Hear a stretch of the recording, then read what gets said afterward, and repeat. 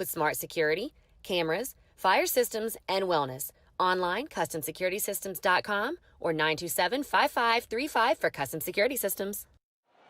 It's been a real roller coaster tonight here in Angela's Kitchen. Saucy Gold just took the lead, but Blue Plate and Kale Green aren't far behind.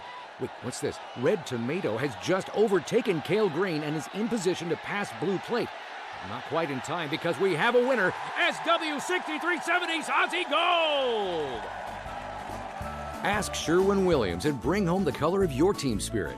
Visit your neighborhood Sherwin-Williams store today.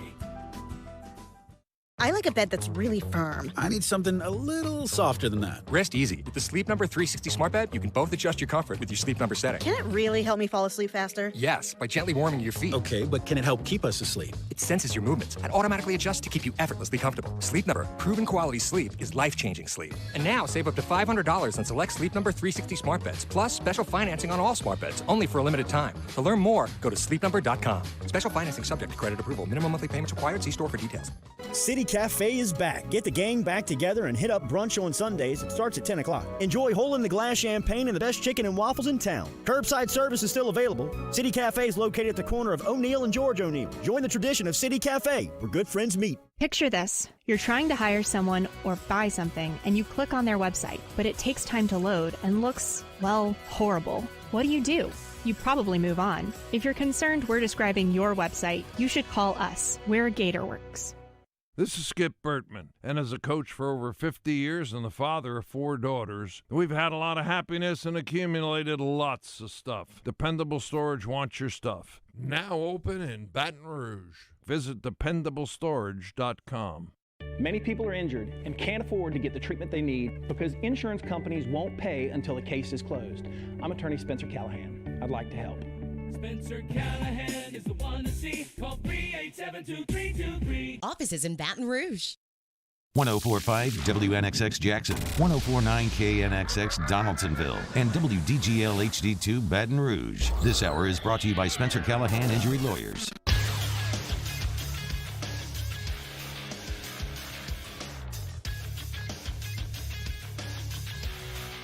Good morning, everyone. It's 7 a.m. on Thursday, July the 30th. Today in Baton Rouge, expect to see partly cloudy skies with a high of 90. Coming up today on Off the Bench, presented by All-Star Toyota, LSU Athletics Executive Chef Michael Johnson joins us at 7:30. He'll answer your Munchie questions, get them into the huddle or the YouTube Live. Former big leaguer Chad Durbin joins us at 8:30. Sports Illustrated's Ross Dellinger will be here at 9 a.m. talking the latest with college football. And Fox Sports New Orleans' Antonio Daniels stops by at 9:30. You can follow today's show by joining us inside the 104.5 ESPN Huddle app.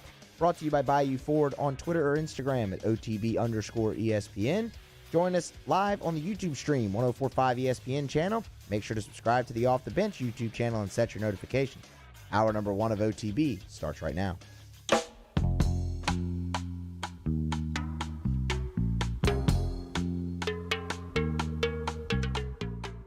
All-Star Toyota presents Off the Bench with Jordy Collada and T-Bob Hebert.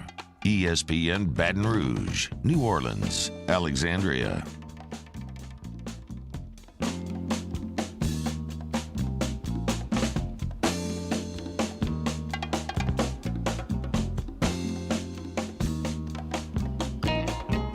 Can you dig it? Welcome in. It's game day, baby. That's right. After 141 days of walking through the desert begging for some manna from heaven, it finally descends upon me on this day in the form of a beautiful 20-year-old transcendent superstar, Zion Williamson. That's right. It was nearly 4 months ago when everything was flipped on its head. The rug pulled out from under us. Remember that day the Pelicans were due to play the Kings? Going to be the biggest game of the season. Hyping it up on the show. I had my whiskey ready to go. TV on. Jersey on. And then everything changed in a blink of an eye. It was a tease. I was left dissatisfied. Well, today that drought finally comes to an end. That dissatisfaction is quelled. I didn't pronounce that word correctly at all, but you understand the point nonetheless. The Pelicans are back. The NBA is back. Sports are back. You got Sean Payton talking about training camp, calling it the antithesis of training camp. Coach O speaking to the Rotary Club. We got a ton to get to today. So welcome in and buckle up because it's game day. No scrimmages. This counts. This counts. The playoffs for the NBA begin today. And so we'll break it down. We got a very fun show planned for you today. We got Chef Michael Johnson to do every Thursday coming on to answer your Munchies questions at 7:30. Chad Durbin, World Series champ, talking the MLB at 8:30. Ross Dellinger, who had the SI report yesterday about the SEC going conference only, will stop by at 9. And then Pelicans color guy on the television, Antonio Daniels, will show up at 9:30 to help get you excited as well. If you've ever watched the Pelicans game on Fox Sports New Orleans, you know that nobody gets more excited than Antonio Daniels. So it's going to be very fun. Let's go ahead and dive into our headlines.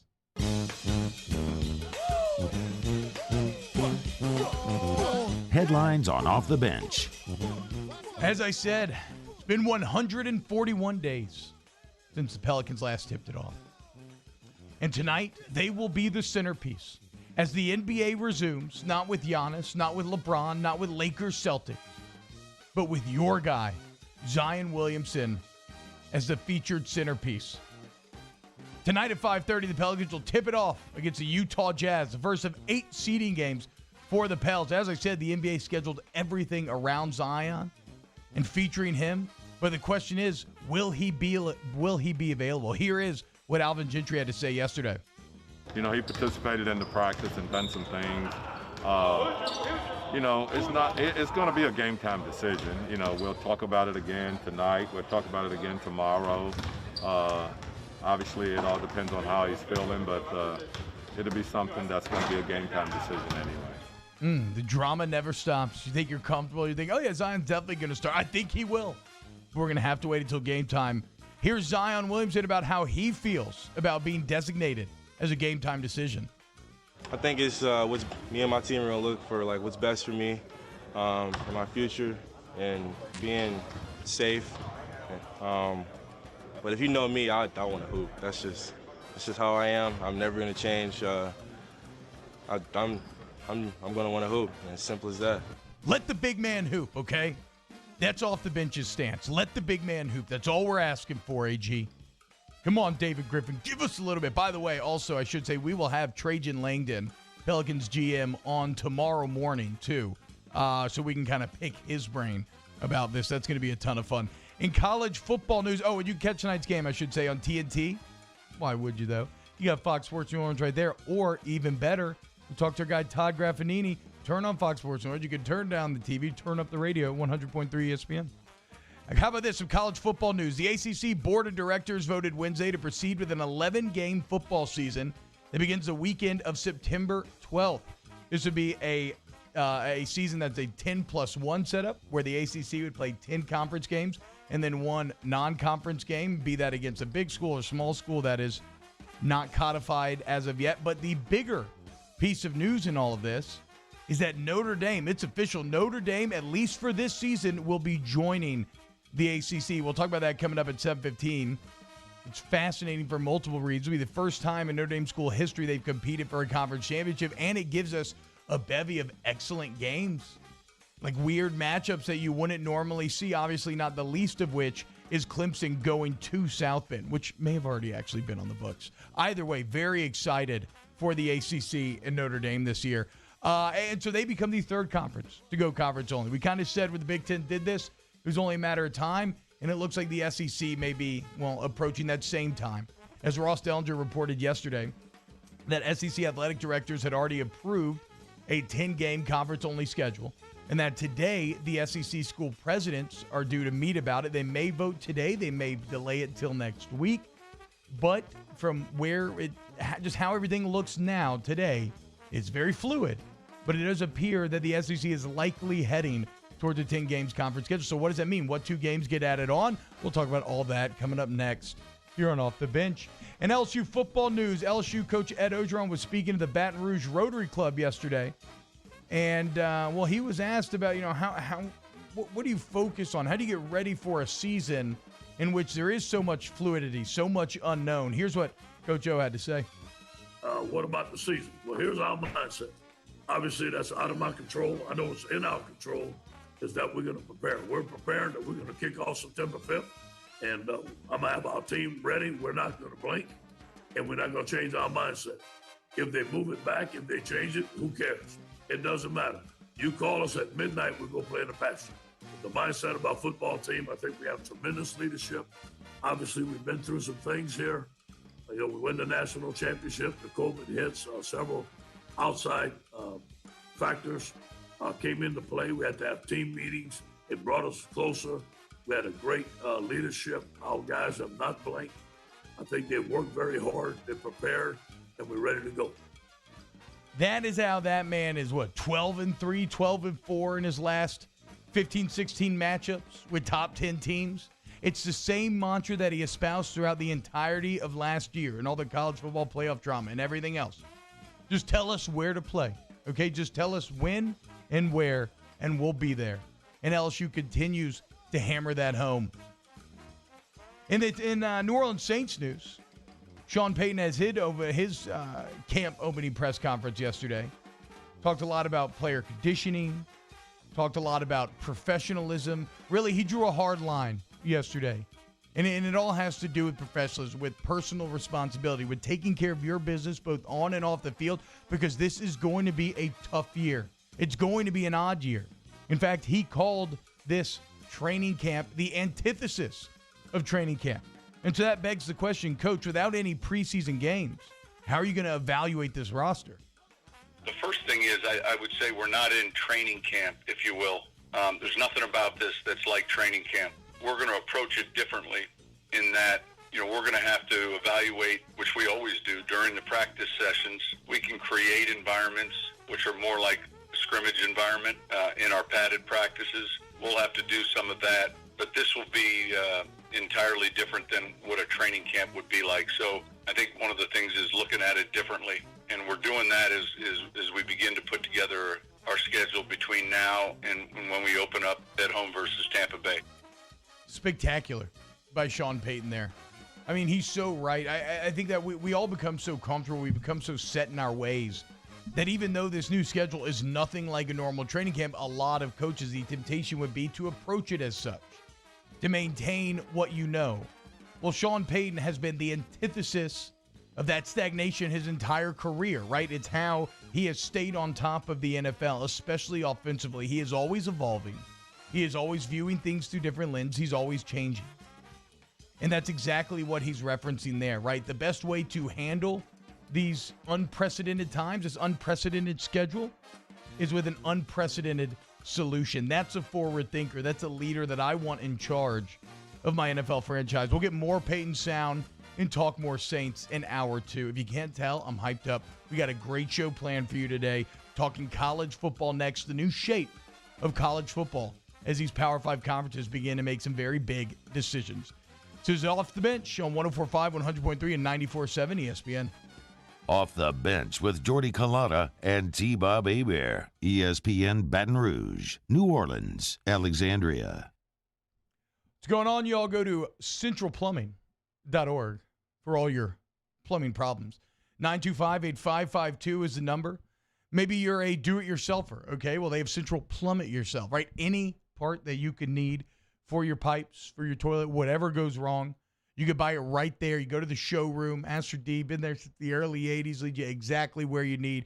You'll be good to go. But if you're like me, you're not a do-it-yourselfer, or maybe you've tried to be. I like to watch YouTube videos, try to figure things out. Every time I've tried that with a plumbing problem, I've only made it worse. So I give up. I just go to centralplumbing.org. I let the experts handle their business, and they are the experts. They've been at it for over 40 years, y'all. They have a massive fleet, a massive warehouse. And you don't get that unless your customers are consistently satisfied. Licensed, bond insured, flat rate pricing, warranty for peace of mind. Why would you go anywhere else? Oh, also, you can buy and install home generators from them. So go to centralplumbing.org today, centralplumbing.org.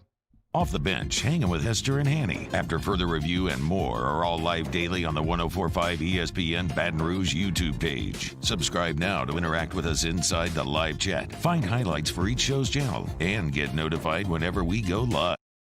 Gulf Coast Bank and Trust is a local bank with a straightforward philosophy. It's about doing the right thing for our customers. Participating in our community with annual local fundraisers. Offering individual attention in a modern banking atmosphere with a trusted local company. Gulf Coast Bank invested in technology with a local touch, giving our customers the power to bank anywhere, anytime. We're building relationships through personal service as the bank that cares about you. Gulf Coast Bank and Trust, the bank that cares about you. At All-Star Toyota, you get it all.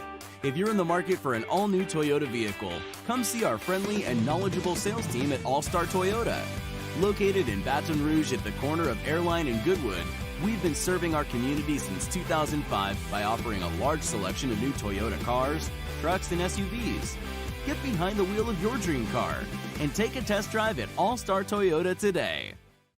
Are you a licensed contractor? There's lots of good contractors in Louisiana doing work the right way, but unfortunately, too many unlicensed contractors are working outside the licensing requirements. Working as a contractor in Louisiana requires a license for the company doing the work.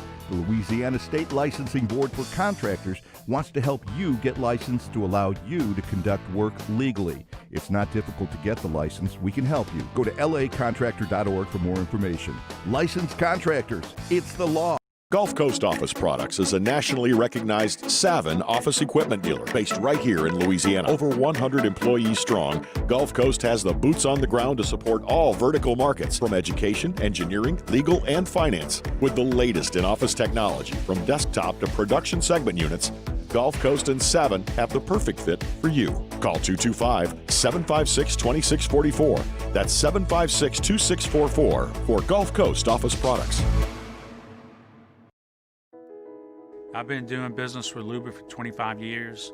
They're dependable, trustworthy. It's just the attention to detail with our clients. Our folks have years and years of experience.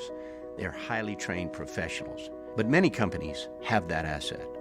What I'd like to think makes Luba a bit different is that we use those talents in a way that truly is dedicated to serving the needs of the folks who depend on us.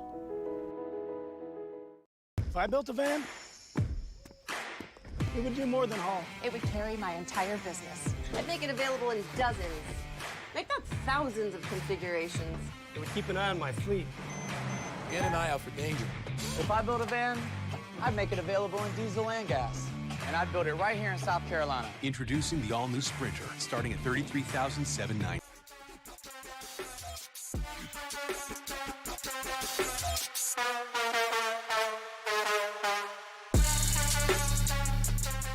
All-Star Toyota presents Off the Bench with Jordy Collada and T-Bob Hebert. ESPN Baton Rouge, New Orleans, Alexandria. There we go. Nothing like some license-free trap music to get you excited for Pelicans game day. Welcome back Off the Bench, 104.5, 100.3, 94.7 ESPN. Right here, we're going to talk some college football, as there was some big college football news yesterday. Before we get to it, I forgot to mention it in headlines. Joe Kelly, everybody's new favorite hero or villain, the pitcher that threw at the Astros, I should have mentioned it, he has been suspended for 8 games. Musso, what do you think? 8 games in a 60-game season? A little much? That's way too many. Way too many? Stupid. It seems like a lot of people are pretty upset with, not that he threw at them, but where he threw at them. Yeah. I think that's the main case. That's the only problem I have. If you want to throw at somebody, throw at them. But don't throw at their head. And I don't want to have that argument because I think if you argue against that, that's just come on. You're not the one standing in the box with a 96-mile-per-hour fastball coming at your head. Either way, Joe Kelly suspended for 8 games, which obviously in a 60-game season is a pretty large portion. But MLB sent a message. Anyway, let's dive in, though, to some college football. As college football yesterday began to take shape, a bit more at least, right? All these situations are still liquid, and we should preface it by saying this. These are the best laid plans, right? But we all know what happens to the best laid plans of mice and men, right? You don't know that this is necessarily going to happen, but this is where people's heads are at. And to me, the news yesterday feels a bit like the culmination of exactly what we expected when the Big Ten went public with this a few weeks back. When the Big Ten came out and said they were going to go conference only, it felt like it was only a matter of time until the rest of the Power Five did so. Now, there was a couple interesting stories, I believe, a week or two ago where we were potentially talking about a triumvirate? Could you have the ACC, the Big 12, and the SEC team up? They were kind of upset with the Big 10 for making that decision without consulting them. It looks like those talks fizzled out. And it's ultimately, it's really just not hard to understand why, right? As leaders, what is everybody trying to do here? They're trying to control the chaos, control what they can control. They're trying to cut down on variables. Why are the NBA and MLS bubbles working so well right now? Especially in comparison with like a lot of the college football programs that are having to shut down workouts, or a lot of the MLB teams, the Marlins mainly, which suffered an outbreak. Like what's the difference there? Variables. Okay, bubbles have less variables. Going conference only is creating your own type of bubble. You're trying to control as many of the variables as you can. And so with that, the ACC announced yesterday that they will be playing a 10-1 schedule. It's going to start September 7th through 12th. I guess it means like an early kickoff game, maybe on the 7th. But either way, that's when it's scheduled to start. Still could get moved around. They're very clear about that. But the biggest news is that it will include a new member, a new partial member, in that Notre Dame, for the first time in school history, will compete for a conference championship. Obviously, this is solid because it's another legit team that Clemson finally has to deal with. A couple other interesting things to note here. Notre Dame will also be included in the ACC's bowl selection process. So you think automatic bids, right? If Notre Dame doesn't make that New Year's Six, if they don't make the playoff, and they're looking at Orange Bowl teams, they pick from the ACC, Notre Dame would be included in that. Notre Dame is also included in the conference's revenue sharing, which I found a bit surprising, as is their television contract with NBC. So it looks like they're bringing some money to the table. They're going to get some money back. The ACC, this is interesting as well. I don't think the SEC will follow suit, but it's worth noting. The ACC will throw out divisions. I've never known the ACC divisions to begin with. It's Coastal and something else. I can never remember who's who because, quite frankly, it doesn't matter. All that matters is where Clemson is. Now, the two best winning percentages will go to that conference championship when it's all said and done. The plan is to have 2 bye weeks in a 13-week schedule. So some of the interesting things to this for me, I wanted to look at, okay, what games did this new schedule change create? And by the way, they've already laid out the ACC schedule. At least they've laid out which teams will play which teams at home and away. So we know who plays who. Maybe don't know when, but we do know who plays who. And it's led to some interesting things. First off, let's just look at Notre Dame's home games, right? Because if you love classic college football, you probably love to hate Notre Dame, but you probably still respect the pageantry of South Bend and everything, right? Come on, Musa, don't make that face, dude. Like, you can hate a big brand of college football and still, like, I have no love for Michigan. I think they're garbage. But I think the Big House is cool. And I think the history of Michigan is cool. I would say the same thing for Notre Dame. Remember, they are your pre-1989 McDonald's fries and your post-89 fries. There's still a reputation there. So South Bend's now going to play host to Clemson, which was already on the books. So that's not new, but that's still awesome. They're going to play host to Florida State. Come on. You want to see Florida State, Notre Dame there? I'll watch that at like 11 a.m. They're going to play host to Louisville, Duke, Syracuse. Not as interesting. Some other ACC matchups they're now going to get. Everybody's all about this UNC team, right? Notre Dame going to go to Chapel Hill to take on UNC. You got Clemson at Virginia Tech, Virginia at Florida State. All right. And then Miami at Clemson. And look, I'm not hating on ACC football. Maybe you're kind of rolling your eyes at that, but you know what?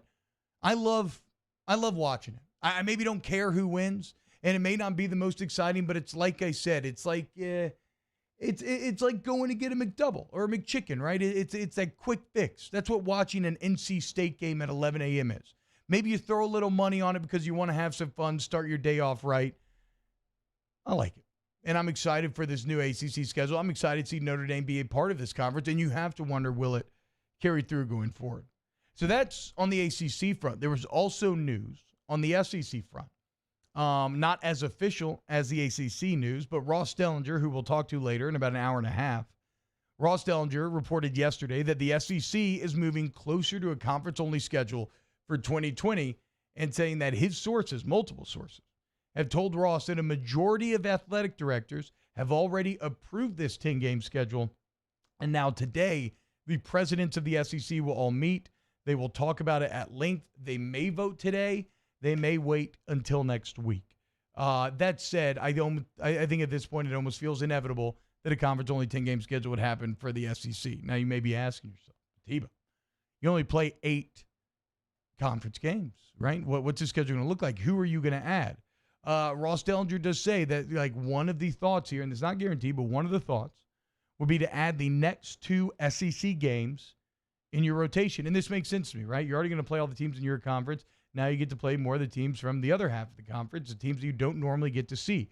What would that mean for LSU? I think LSU would be a big winner in this case. You would get Kentucky and Tennessee. I love these matchups for a couple of reasons. First off, you are clearly better than Kentucky and Tennessee. You should win these games. So it helps you just in like any potential playoff scenario if that comes to pass. What I also like about this, though, is they are not bad teams. These are not like cupcake wins. You're still going to have to earn them. Kentucky and Tennessee are solid, middle-of-the-pack SEC teams right now, and there's so much hype around Tennessee. I'm maybe especially excited to see what the reality of them is this year. And let's be frank, right? I mean, Tennessee and LSU, when they get together, it's normally a very good time. You think back to the 21-0 lead that LSU blew at Tiger Stadium back in 2005. You have the SEC championship in 2007. Obviously, the craziness of the snap in 2009. Beat that ass in Knoxville in 2011. It's been a minute, though. So LSU would add Kentucky and Tennessee. The other things that jump off the page, other games that jump off the page here. How about this? Remember how we've been talking about how Florida has a huge schedule advantage over Georgia? And, like, they're set up, right? If this is the year, if they can beat Georgia, everything else is working out in their favor. Well, if they do this next 2 opponents schedule ad, it would be the most brutal for the Florida Gators. You would be looking at Florida adding Bama and Texas A&M. And a year in which Texas A&M has more hype than I can remember. That's saying a lot because there's been a lot of hype in recent years. But they would have to add Bama and A&M while Georgia would add Arkansas and Mississippi State. Damn, that is brutal. I love Mike Leach. I think Costello's going to do really good things at Mississippi State. I think they're like this scary underdog puncher that can knock you out at any time if you go half-stepping. That said, I would take Mississippi State 10 times over adding either Texas A&M or Bama to the schedule. So if this comes to pass, UF fans are going to be very upset there. By extension, as LSU fans, are we all in agreement that we're very happy that now Bama and Texas A&M would have to deal with Florida as well? I know I am. I'm sure you are too. Other games of note, Ole Miss is kind of interesting to me. Who they would potentially add? They would add Tennessee and Kentucky, just like LSU would. And okay, first off, if you're telling me that you don't want to see Lane versus Tennessee, I'm telling you you're crazy because that's going to be spectacular. Kiffin returning to the place or wherever they would end up playing. Kiffin against a team that he basically left in the dark of the night. Also, we mentioned middle-of-the-pack SEC teams, right? I view all these 3 teams kind of in that same tier, and they're all trying to rise. Kentucky feels like they've been punching over their weight for a while now. They're becoming consistently middle of the pack. That's good for them. Ole Miss, they were kind of good last year. Like Matt Luke did some nice things. He had a nice staff. Ken Lane Kiffin carries some of that momentum forward. And then Tennessee, as we mentioned, they are up there with Texas A&M in terms of first team all hype in this offseason. And so I want to know what their true quality is. Auburn would be a pretty big winner. They would just add South Carolina and Mizzou. Both of those teams, Auburn should be far better than. So the SEC, look for some news maybe today if the president's vote. Maybe they delay it till next week. But it looks like this may be a no cupcake year. All good games, all conference games, all big brands going toe-to-toe. And fans are not, just from a pure viewing perspective. I think that sounds spectacular. And I hope it happens. One other thing to watch out as we go to commercial break here. The NCAA Board of Governors is scheduled to meet next Tuesday, in which could be a huge event for the 2021 fall athletic season. I don't know. They could potentially postpone championships in that meeting. Now, that would not affect Division I football. That championship exists independently of the NBA, but it would affect FCS football, volleyball, soccer, all those other fall sports. So we'll keep an eye on that, but we're not there yet. Today, we're celebrating what could be a very fascinating year of all Power 5 football, even if it is all interconference.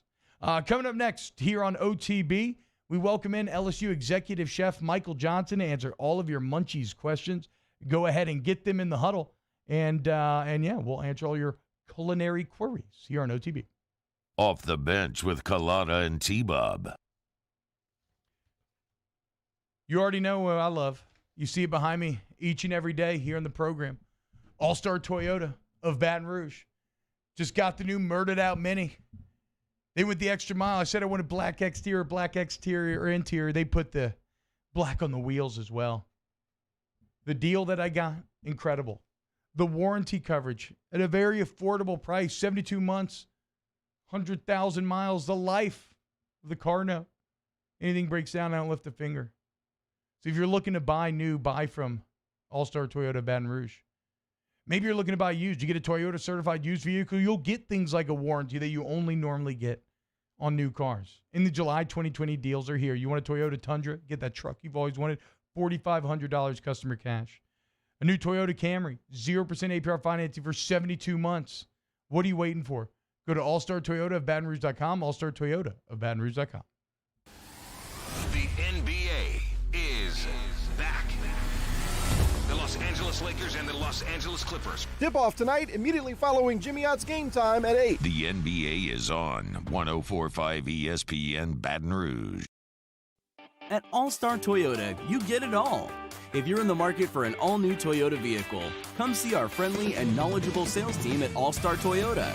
Located in Baton Rouge at the corner of Airline and Goodwood, we've been serving our community since 2005 by offering a large selection of new Toyota cars, trucks, and SUVs.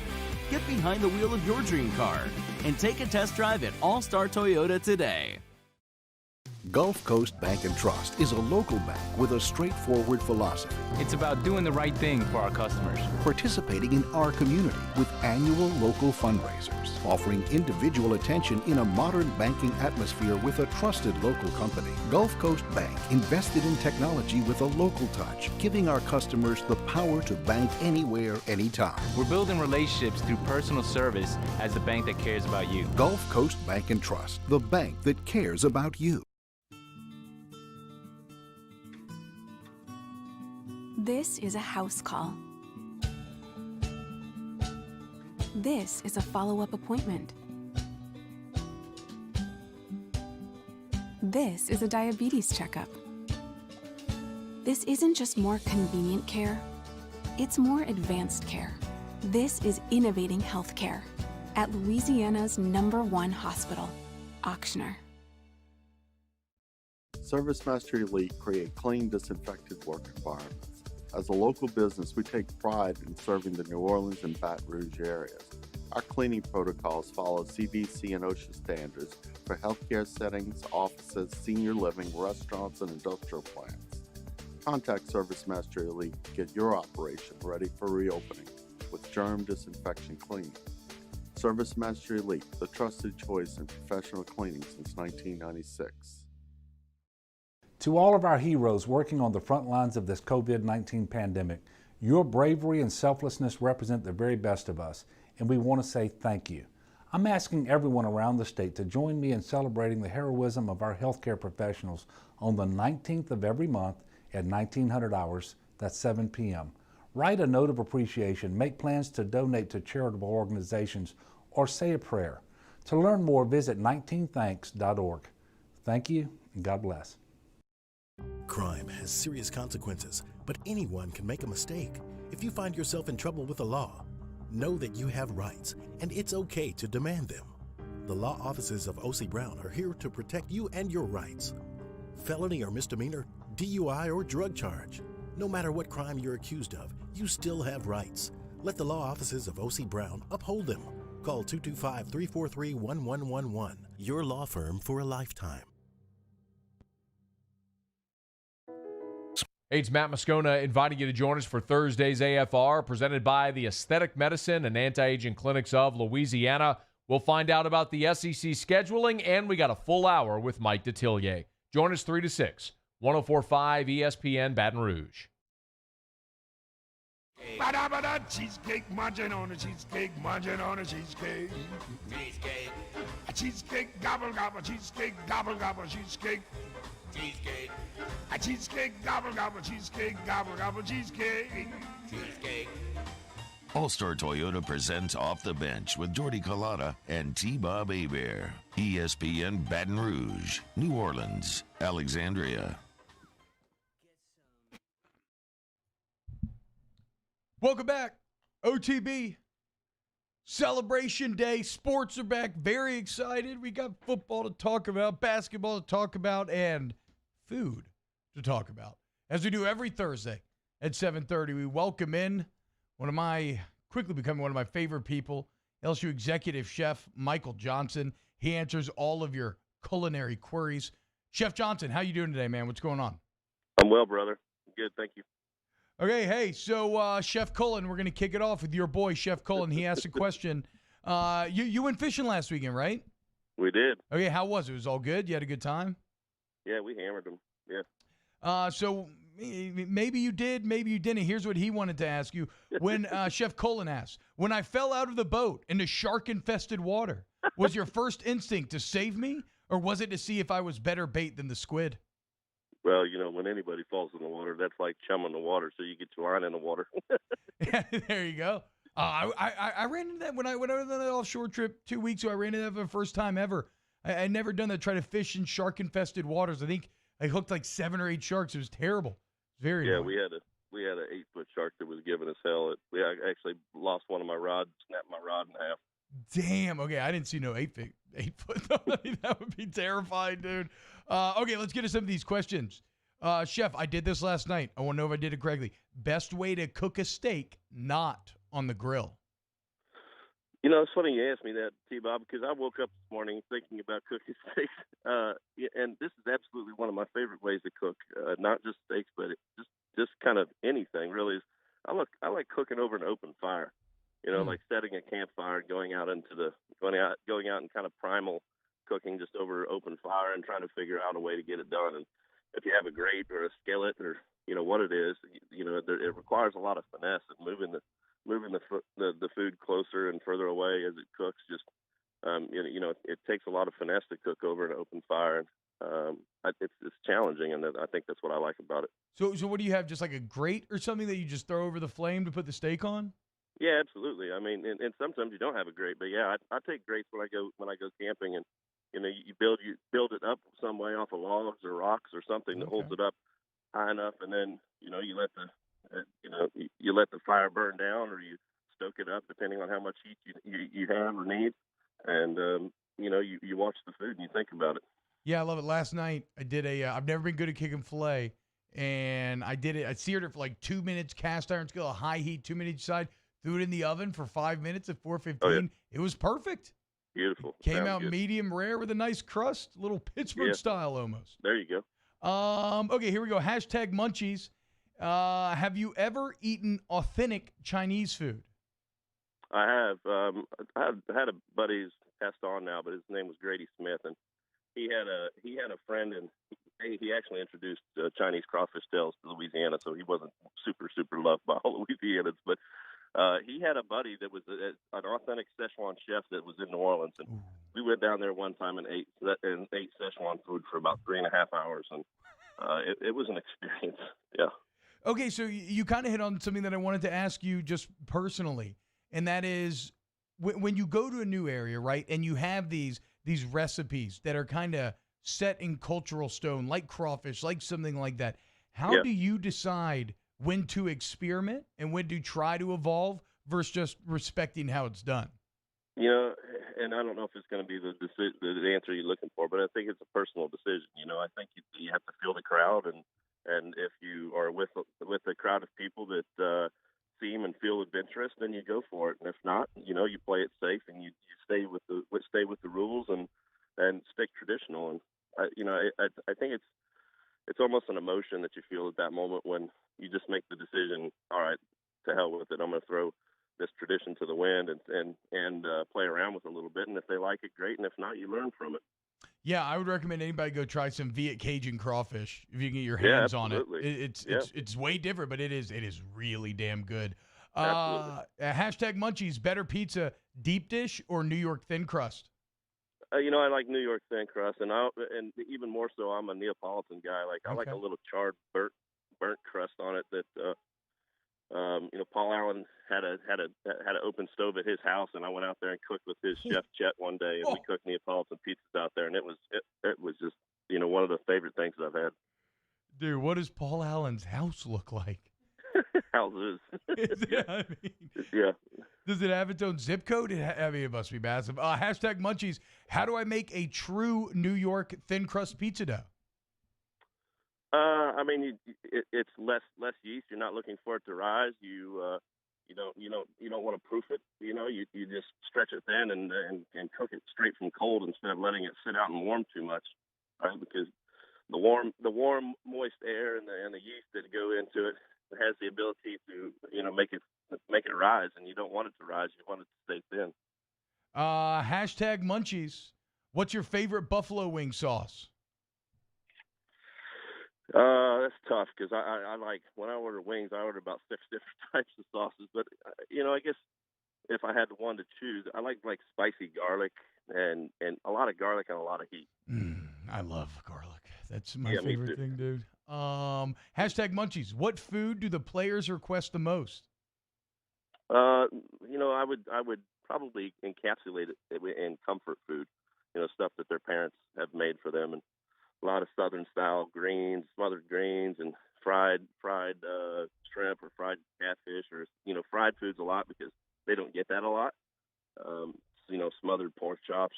We've made smothered turkey necks a couple of times that was unanimously a good decision. Yeah. Interesting. I don't know if I've ever had turkey neck, Chef. We're gonna have to remedy that. You gotta try it for sure. Hashtag Munchies. Do you ever give special names to dishes on the daily menu? The Coach Omelet, the Coach O Omelet, the Miles Meatball Sub, Chase Cacciatore? I suppose we have in the past. I can't think of anything off the top of my head at the moment, but at the Nutrition Center, we just kind of focus on the quality. But in my years gone, and specifically as a younger chef, I think we definitely did. Did I pronounce Cacciatore correctly? Cacciatore. Hey, look at me, right? I'm half Italian. Hashtag Munchies. What is your favorite summer dessert? Well, I think in the summertime, like an icy or like a lemon ice or an Italian ice, something that's frozen but not too fatty. I don't like heavy things in the summer, so I think an Italian ice with fresh fruit. You know what else is? Jordy posted something yesterday about frozen grapes. And yes. Frozen grapes are great, but there's this extension of that that's actually called fizzy fruit, right? So you take CO2, like the brick. Yeah. You can get CO2 solids, and you put that into your ice chest with your fruit. Make sure that there's some room in between because it's so cold that it can't freeze or burn it. But you leave it overnight, and you wrap your ice chest with cellophane so that it's airtight, right? And as the gas, as it freezes it overnight, the gas actually absorbs into your fruit, and when you eat it, your fruit is carbonated. Wow! And I'm gonna tell you right now, it's frozen carbonated fruit, and it just like pops in your mouth. It's incredible. We used to make hunch punch with frozen fruit back in the day. I wonder what that'd be like with some fizzy fruit thrown in, dude. Oh yeah, it's not gonna get any worse. That's for sure. Yeah, I'm into it. Add a little carbonation to the equation. Hashtag Munchies. Do you put your candy in the fridge? Candy bars I will actually put into the freezer, not the fridge. Like I like them frozen solid. Yeah. Hashtag Munchies. Blah, blah, blah, blah. I lost my space on my page here. And okay, hashtag Munchies. Some other recipes for fried catfish. Maybe he means like outside of fried, different ways to make some catfish.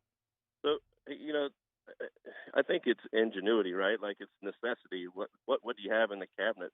I was at my brother's house not too long ago when we didn't have any milk in the cabinet and we didn't have any eggs in the fridge. So I looked in the dry goods and found a can of cream of mushroom soup, and I battered the fish in cream of mushroom soup and then ran it through the flour. And this is going to sound crazy, but it's some of the best fried catfish I think I've ever had. Oh, man, Chef. Okay, there you go. See, that's what we're talking about. Breaking out into new areas, new horizons. Yeah. Sounds like you've done that. Hashtag Munchies. What is the most overhyped food that is the most underwhelming? I don't know. I think that the meat market, like Wagyu beef, they market it well. I mean, if you have Wagyu, it's beautiful, but it's expensive as hell. And to me, I just like a good cut of marbled beef, and I don't think that you have to pay Wagyu or or get Kobe beef prices. If you get real Japanese Kobe beef, it's incredible. But it's also probably one of the most expensive things that'll cross across your palate. So I don't know. I think if there's an extension there, I suppose it would be like Kobe or Wagyu style beef. What's the cheaper cut that you told us about a couple weeks ago that's still really good quality that a lot of people overlook? Yeah, the eye of the chuck, or there's several. There's like the culotte, which is if you ask for the culotte, they're not going to label it out there, but the eye of the chuck is. You can always find a chuck eye steak. Hell yeah, there you go. Chef Michael Johnson letting you know. Last one, #Munchies. If you were doing a tailgate, what's on the menu? I guess it depends on who we're playing. I kind of like the idea of cooking a gator for Florida or cooking a pig for Arkansas, but I like big, large whole cuts of meat that take a long time to cook, and it takes some energy to put into it, and you have to pay attention to it. Have you ever cooked an elephant? And if you were to cook elephant meat, how would you cook it? Goodness, no, I've never cooked an elephant, but I would step to the challenge if I had to. There you go. Get ready, Bama. Chef's coming. Chef Michael Johnson, Executive Chef for LSU Athletics. The man, Chef, thank you so much. Take care. Answering all your culinary questions. Yeah, bros, I'm telling you, man. That have y'all ever? I've never been good at grilling fillets. Have you ever been good at grilling fillets? The thickness of it throws me off, combined with like the size. I just get a little confused. I don't know how to judge it always. I'm telling you, dude. I looked this up last night. We got a new cast iron skillet. Put it on high. Throw a bunch of butter in there. If you want to try to get fancy like Ruth Chris, you can like spoon the butter over the top. That's what I was doing. I have no idea if it does anything. But sear it 2 minutes each side. 5 minutes in the oven at 415. It was perfect. Medium rare with the crust. Loved it. It was delicious. All right. Closing out hour number 1 when we get back here on Off the Bench. 104.5, 100.3, 94.7 ESPN. Off the Bench with Colada and T-Bob. Today's show brought to you, as it is every day, by my guys over there at Lanois Agency. PG and the boys called LanoisAgency.com. Talking about local. Talking about attention to detail. Talking about customer service. Talking about customizing a policy to match your specific needs, because my needs are not Muso's, they're not Danny's, they're not Jordy's. And at Lanois, they understand that. And they understand things like price point, like what you're comfortable with. And they're going to work to get you policies that give you the peace of mind, the coverage that you need at a price point that doesn't stress you out. And then when you have to file a claim, they do all the work. It doesn't feel like pulling teeth. They work with your best interests at heart. They're always working to save you money, right? I thought I was fine. I was already happy. And then they come to me earlier this year. They say, hey, we can save you a few $100s. Here you go. I didn't do anything. So if you don't have that, you get that. Or maybe you think you have that. Put it to the test by having the conversation with Lanois and make the switch today. I've never looked back. LanoisAgency.com. Our listeners fire up their opinions on the jimsfirearms.net hotline at 499-1045. Keep listening for your next chance to shoot us your thoughts with the jimsfirearms.net hotline on 1045 ESPN Baton Rouge. 0% for 72 months on all new 2020 F-150s. Visit Bayou Ford for a new 2020 Ford F-150 with 0% for 72 months. And all new Bayou Ford vehicles come with a 1 million mile powertrain warranty. The crew at Bayou Ford is going to do right by you. This is a house call.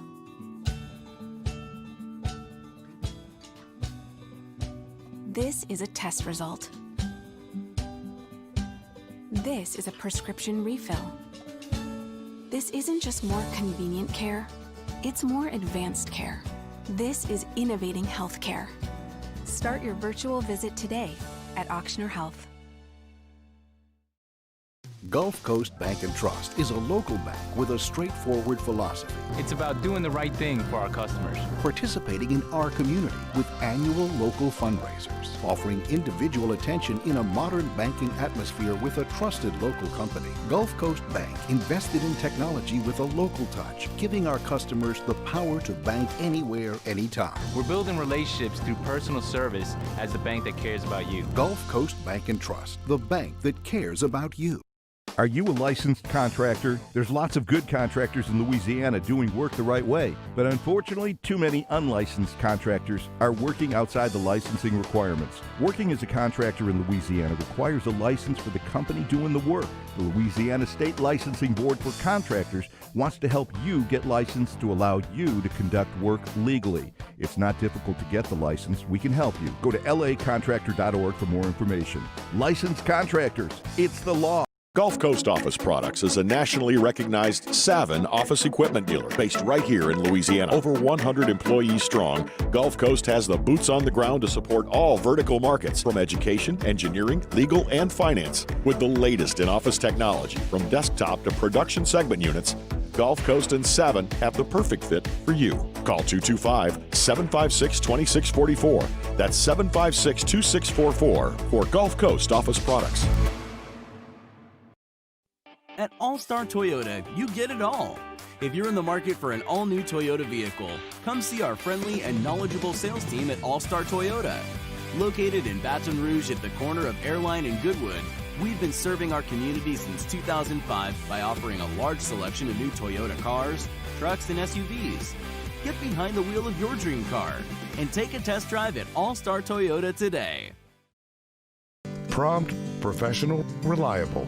If you're looking for a breath of fresh air with your AC and heating needs, call the professionals at Anison Bitter. Anison Bitter, a Rheem Pro partner, keeping your family comfortable for over 25 years. It's a Thursday edition of Game Time with Jimmy Ott and Ben Mintz. We're live from Jolie Pearl Oyster Bar from 6 to 8 p.m. It will be happy hour and we'll be watching the Pelicans. Come say hello or tune in to 104.5 ESPN Baton Rouge.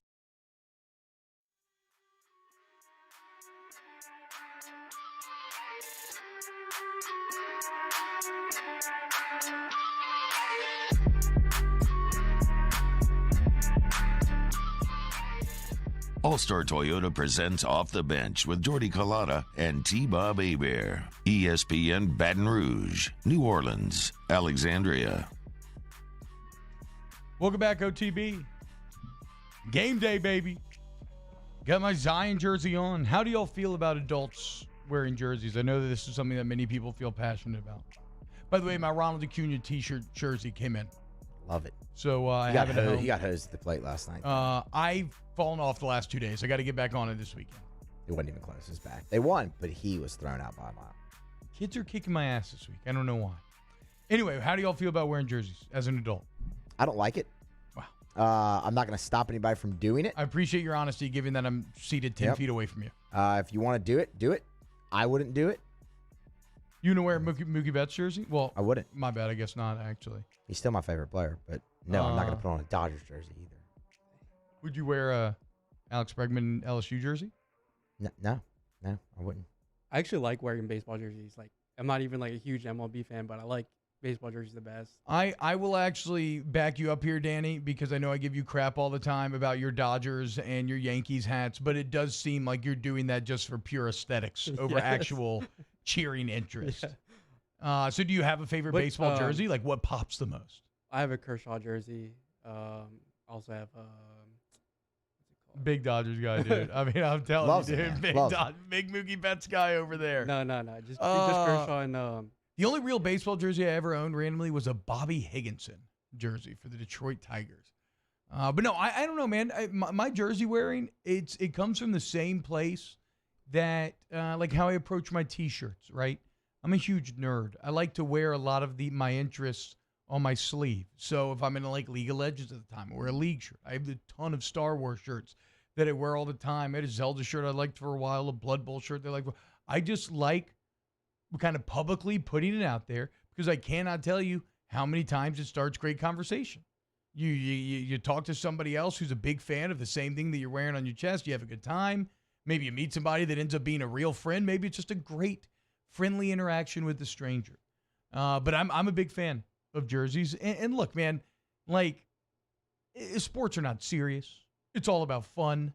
We got guys like the Whistle Monster in the stands, like people going to extreme lengths. You want to wear a jersey, you want to support your squad, hey, go for it, man. And no judgment here. I guess it makes sense because I have a vested interest because I, right now, have a jersey on. I also don't buy. I wouldn't buy like professional jerseys for the reason of Mookie Betts. Yeah, because they'll leave, and then what's the point? You're never gonna wear that again. Yeah, I have 2 Anthony Davis jerseys that are. They just sit there now and collect dust. They've been ridden hard and hung up wet, and they'll never be worn again. Thankfully, I did not burn any of them. Like I almost cut apart that DeMarcus Cousins Anthony Davis shirt on the show that one day. I still probably should have. Like, there's no warm feelings towards the DeMarcus Cousins Anthony Davis era of Pelicans basketball. No, there's not. It was just one giant disappointment. Like the time when it was finally going to get exciting, Pelicans' luck struck, and DeMarcus got hurt and never came back again. The night when they beat the Rockets back then. But that doesn't matter. New era. And that's why I felt comfortable buying the Zion jersey. He's going to be here. It's why I want to get another jersey, but I've been so on the fence. I think I'm ultimately going to land on Lonzo Ball. I love his style of play. He is the floor general out there right now. And it looks like the Pelicans will likely sign him to a max deal when this is all said and done. So I will have at least a few years worth of security that he will be there. You're going to get the Mardi Gras jersey? Maybe. No, it has to be the Mardi Gras jersey. I do have a red one that's way too small, and then this one fits well, so I should close out the collection likely and just go ahead and get the Mardi Gras one. Yeah. All right, y'all made the decision for me. I'll get the Mardi Gras Lonzo. Some other college football news to get to before we got about a minute left here in this hour. Lincoln Riley got paid yesterday. Did y'all see this? Lincoln Riley, I know that kind of in our circles and in SEC circles, there's a lot of like crapping on Oklahoma because they consistently do good and get close, but just haven't done well in the playoff. But Oklahoma doesn't care because they're in the playoff every year. They just gave Lincoln Riley a 2-year extension. My man Lincoln Riley is going to be making $7.5 million a year over the next 6 years. This puts him in the top 6 highest paid coaches, which, I mean, look, I think that's probably well-deserved if you look at what Oklahoma's done. And it's just a bit of a golden handcuffs situation, right? If he were to leave within that 6 years, he's going to owe, at least this is what the old metric was. I wonder if it changes the extension.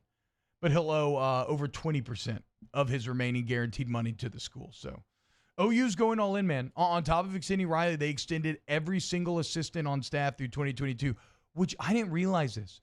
Bob Stoops would only sign his coordinators to 2-year deals and then would only sign his position coaches to 1-year deals. So if you're one of those guys, the amount of job security that you get and then having a contract that lasts through 2022, it's got to make you feel good. It's got to make you feel good about coming to work, right? We talk about it, though, all the time. One of the things he's done at LSU is provide an environment where you're excited to go to work in the morning. Lincoln Riley looks like he might be doing that same thing. All right, coming up next hour, we're going to dive into some Saints talk as we break down what Sean Payton had to say yesterday about Saints training camp or lack thereof. And Chad Durbin stops by, talk some MLB baseball. This is Off the Bench, 104.5, 100.3, 94.7 ESPN. Off the Bench with Kalana and T-Bob. Secure shredding and recycling.com. I know what you're thinking. You're out there and you're like, damn, if there's one thing I love in this world, it's document destruction. And I agree with you. I, too, have a passion for document destruction. It's how we ended up with secure shredding and recycling. Because like everything else in life, I wanted the best. I wanted local. I wanted LSU grads. I wanted the guys who were going to give me an attention to detail and a local touch that the big boys, the national guys, just can't do. And one of the fastest growing businesses in our state. I'm talking about secure shredding and recycling. You go to secureshreddingrecycling.com. When you work with them, if you mention Off the Bench, your first 2 hard drives will be destroyed for free. But how about this? I said services business, right? They're there to serve you. They can drive a truck to your location, destroy right there on the property. They have drop-off points in New Orleans, Baton Rouge, Cumming, Alexandria. So no matter where you are in the listening area, they got your back. SecureShreddingRecycling.com. This isn't just another day. It's so much more. Kelly's life was put on hold when her auctioneer primary care doctor discovered a rare blood disorder. Her doctor connected her to an auctioneer care team of cancer, heart, and kidney specialists. With multiple primary care locations around Baton Rouge, same-day appointments, and online scheduling, we're relentless about keeping you healthy. Auctioneer Baton Rouge, innovating healthcare for Kelly.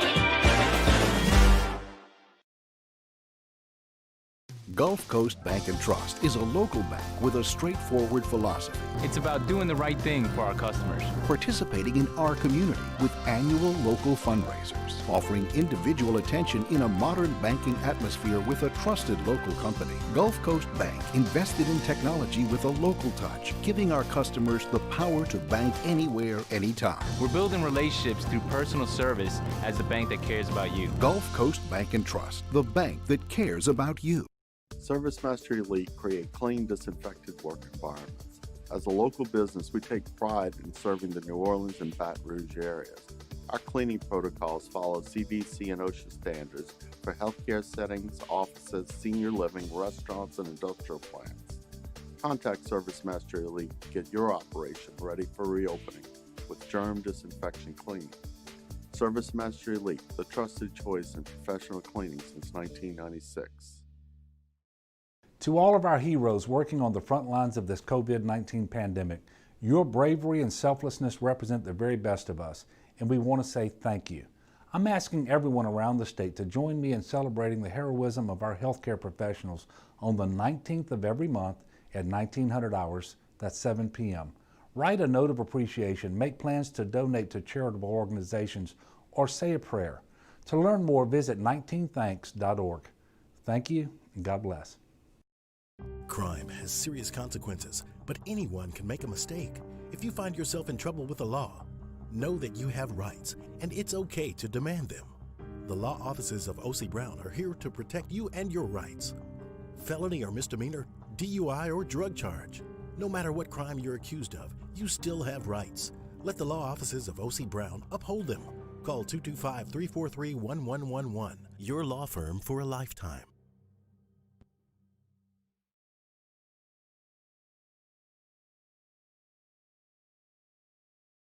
This hour is brought to you by Spencer Callahan Injury Lawyers.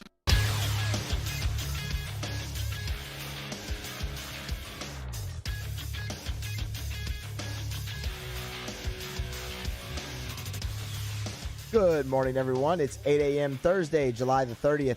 Today in Baton Rouge, expect to see partly cloudy skies with a high of 90. In case you missed hour one of the show, you can catch that now at the on-demand section at 1045ESPN.com, brought to you by Carriages. Still to come, former big leaguer Chad Durbin will join the show at 8:30. Sports Illustrated's Ross Dellinger will be here at 9 talking the latest with college football, and Fox Sports New Orleans' Antonio Daniels previews Pels and Jazz at 9:30. You can follow today's show inside the 1045 ESPN Huddle app, brought to you by Bayou Ford on Twitter or Instagram at OTB_ESPN. By joining us on the YouTube channel, the live stream 1045 ESPN page. Make sure you subscribe to the Off the Bench YouTube channel and set your notifications. Hour number 2 of OTB starts right now.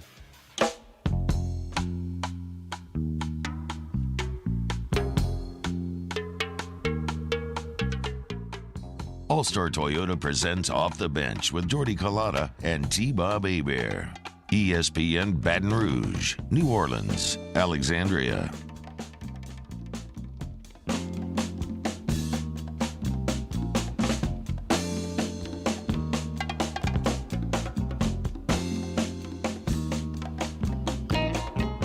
What's up, y'all? Welcome in OTB, hour number 2. Getting you started here. T-Bob Hebert hanging out with you. Jordy Collada is on vacation. But Matthew Musso and Danny Cardenas are here with me. A couple debates during the commercial breaks.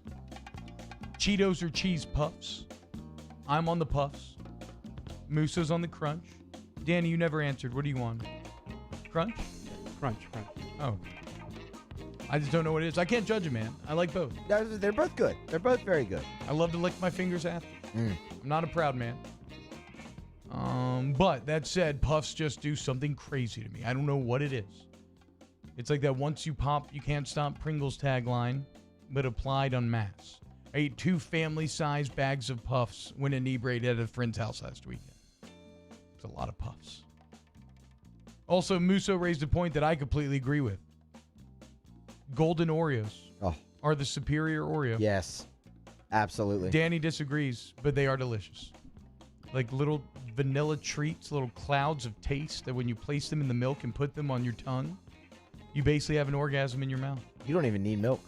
Oh, okay. Let's not You get don't- crazy. you don't even need milk. I mean, come on, dude. Let's not get crazy here. I mean, I'll eat both, but yeah. We were on the I same think page here. You I'm need saying milk. they're great in milk, but you don't need them. They're still just fantastic by themselves. I need milk with any cookie that I have.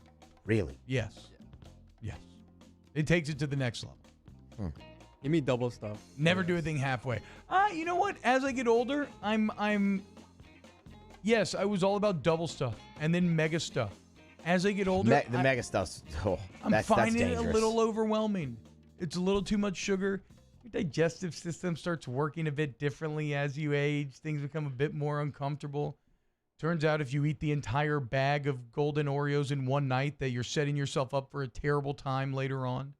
May have to call Central Plumbing. So yeah, no, I've kind of backed off the raw number of Oreos that I will eat in a single sitting, and I've found out that, you know what, I guess you just become boring as you get older, because I appreciate a regularly stuffed Oreo. Still like double stuff, but if I had the choice, I would actually just take a regular stuff nowadays. Brian Hollingsworth saying crunchy Cheetos all day. Nookie saying puffs, too much dust. But then now I understand what T-Buff likes. That's I love the dust. It's exactly why I like them. A lot of talk on the jersey or not. Should you get a jersey? Some saying the old thing that no, you shouldn't. But here's my deal, right? If you go to a wedding, like Danny said, he supports jerseys on game days. You go to the game. If you go to a wedding, you're going to wear a suit, okay? If you go to a nice restaurant, you're going to wear a jacket if they require it, okay? I mean, you got to wear shoes and sandals in a place, right? If you're going to go to an NFL game this year, you're going to have to wear a mask. So why not wear a jersey as well? It's just like a dress code. There you go. It's not required. Wear a nice team polo. Completely acceptable. Ugh. It shows how on opposite ends of the spectrum we are, because there is nothing I hate more than a sensible team polo. They're quality. And they are, though. And we're brought to you every day on demand by Carriages of Baton Rouge. And they have a ton of great, actually, LSU polos you should go check out if you're into that sort of thing. You got one on right now? This is from Is that the Peter Millar? No. Okay, well, you can get the Peter Millar if you want. I want to talk some New Orleans Saints here. As Sean Payton, Anonymous, you asked me, what am I eating for game day? I guess I haven't even thought about it. I was thinking about more, what am I drinking? I'm going to go get a nice bottle of that Zion Williamson whiskey, if they still have it in stock, over at Calandro's to celebrate. I don't know if they will or not, but yeah, I'll just go get like a nice bottle of scotch, maybe some single malt, or maybe some whiskey or bourbon, or so just some sort of brown liquor. And that's where your boy's going to be at tonight. As far as food goes, 5:30, odd time. I don't know. I'm not entirely sure. I'll probably be making, I don't know, food for the kids or something at that point. We all know you're going to get Chinese. Stop lying. I would say that's in the cards, except that I just hit my Chinese craving a few days ago. And I've talked about it a lot on air, so I apologize if you heard it before, but I have I have a relationship with Chinese food that exactly mirrors that of a drug addict, where, you know, I start to get that craving and it weasels into my brain, and I try to tell myself I shouldn't, because really there's no positives for it. But it stays there, and I keep thinking about it, Finally I give in. I order the food. I'm anxious. I'm excited. It gets there. I'm so hungry. I slam it all. It's so good going down. The initial endorphin rush, I can feel it from the tips of my hair all the way down to my toes. But then the come down begins, okay? And then you start wondering, why did I eat that entire box of sesame chicken? They gave me 6 fortune cookies. Are they trying to tell me something? I was the only one eating the food, and then I have 6 fortune cookies. Am I eating too much? And then you feel bad about yourself. You're like, I should work out. I should eat a salad tomorrow. I should do something else. And I say, I'm never going to do this again. And then 2 weeks later, the craving starts again, and it's unavoidable. And it's a cycle that I've been trapped in since I was like 13 years old, and I can't get out of it. But thankfully, I just got my craving filled a few days ago. So Chinese food not going to be on the menu tonight. I don't know. I might mess around with just another one of them steaks from last night, man. Them things is good. All right. Let's get to look, Ethan, he knows he has the craving now. Let's get to some of the Sean Payton sound. So Sean Payton, and I always like referencing articles that I use for this. New Orleans.football, Nick Underhill's site. I really liked how he wrote about Payton's press conference, where he points out that, look, Sean Payton is very much drawing a line in the sand right now. This is going to be a one-of-a-kind camp this year for the NFL, and nothing about it is going to be easy. I think that people think that it's going to be easier than it is normally. Well, that's not what Sean Payton thinks. And it makes sense, right? No one hates distractions or broken routines more than football coaches. And this entire preseason is one giant distraction and broken routine. So yesterday, Payton hammered home a couple of things. He hammered home the idea of being a professional. And in my opinion, this is one of the biggest differences between making that jump from college to the pros. In college, there's always someone over your back holding you accountable if you need it, pushing you, right? You got to eat the right things. You're on a nutrition plan. You got to go to class so you make the grades to be eligible. They're showing up. You got to go to your meetings. You got to go to your workouts, et cetera, et cetera. In the NFL, there's none of that. In the NFL, you're either expected to be a professional or you're out because you may be really good, but there's somebody who is nearly as good as you who will handle things the right way and who will end up making that team. And so Sean Payton really hammered home this idea yesterday, talking about handling your business, personal responsibility, preparation. And he refuses to call it training camp. We played you the soundbite in the open, right? Actually, let's just revisit that. Hey, give me Sean Payton 3, I believe it is here, Musa. The first thing is I would say we're not in training camp, if you will. There's nothing about this that's like training camp. We're going to approach it differently in that, you know, we're going to have to evaluate, which we always do during the practice sessions. We can create environments which are more like a scrimmage environment in our padded practices. We'll have to do some of that, but this will be entirely different than what a training camp would be like. So I think one of the things is looking at it differently, and we're doing that as we begin to put together our schedule between now and when we open up at home versus Tampa Bay.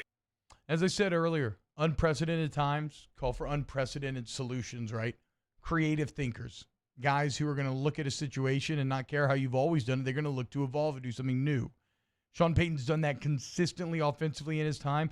I like that he can now apply that same method of problem solving to trying to navigate a schedule that they will just have never seen before. And he talked about that. What is the schedule for the next 2 weeks? Well, the week we're in this week is just strictly COVID testing. Next week, after the physicals are taking place over the weekend, next week we move into, you know, an acclimation period where they're lifting weights, they're running, they're meeting, and we'll have a series of walkthroughs. And let's be clear. If anyone thinks that this is going to be easy, it's going to be anything but. So he talked about the next 2 weeks being working out and lifting. This is what the players asked for. Here's another quote from Payton that I'm going to read. Quote, "The specific conditioning test may or may not happen at a later date, but I'm going to tell you, the amount of running and lifting they're going to do is going to be significant." Pause. Anybody who's ever been a part of a team sport, that is not what you want to hear. That's a bad feeling, especially for the big guys. You hear your coach utter that, your stomach drops a little bit. You know you're about to be in the pain cave where you're questioning what you're doing with your life. Okay, let's resume the quote. The amount of running and lifting they're going to do is going to be significant. Again, this is their schedule. This isn't our schedule. This is the union schedule. This is the management council schedule. This is not the schedule recommended to those parties by our coaches. So it sounds like Payton's a little upset by what the union chose to do, cutting down on padded practice, getting rid of preseason games. Again, I get it. Head coaches hate broken routine, and they hate having limited time to evaluate. This hyper accelerates everything. Now, thankfully, the Saints are in a much better position to handle this than most, but that doesn't mean that they're still going to feel good about it. They like everybody else, they pride themselves on doing their full due diligence in order to get the best 53. And here's what else Payton had to say. Let's go to Sean Payton 1. He was asked about how do you handle camp under these unique circumstances? Well, I think the first thing is communicating the schedule properly, and then, you know, the ability to handle some of the distractions and not make it so encompassing or so problematic that it can interfere with what we're trying to do relative to football. And so I think the teams that handle that the best, along with the teams that stay healthy, improve their chances. And that's where you got to feel good again about the Saints. Communication, leadership, it seems like they have all of that locked down. Here's Sean Payton 8. He was asked, look, this has been a shorter offseason. Has that affected how y'all handle install? Well, we've had shortened off seasons before. I mean, when the players were locked out in 2011, there were no off season. When guys came back in good shape, I expect our players to be in very good shape when we see them. Their physical conditioning and their physical preparation should not have been affected during this. We made a point early on to tell them that we weren't going to, regardless of what happened, we kind of saw ahead of time that there wasn't going to be a chance for mini camp or OTAs. We were able to have meetings like everyone else, but I expect the players to be in outstanding shape. It's their livelihood.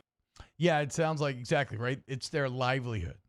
That goes back to being a professional. That's what you got to do. You have to be accountable for yourself if you're on this level of football. Finally, let's end here with one that is a bit more football-like.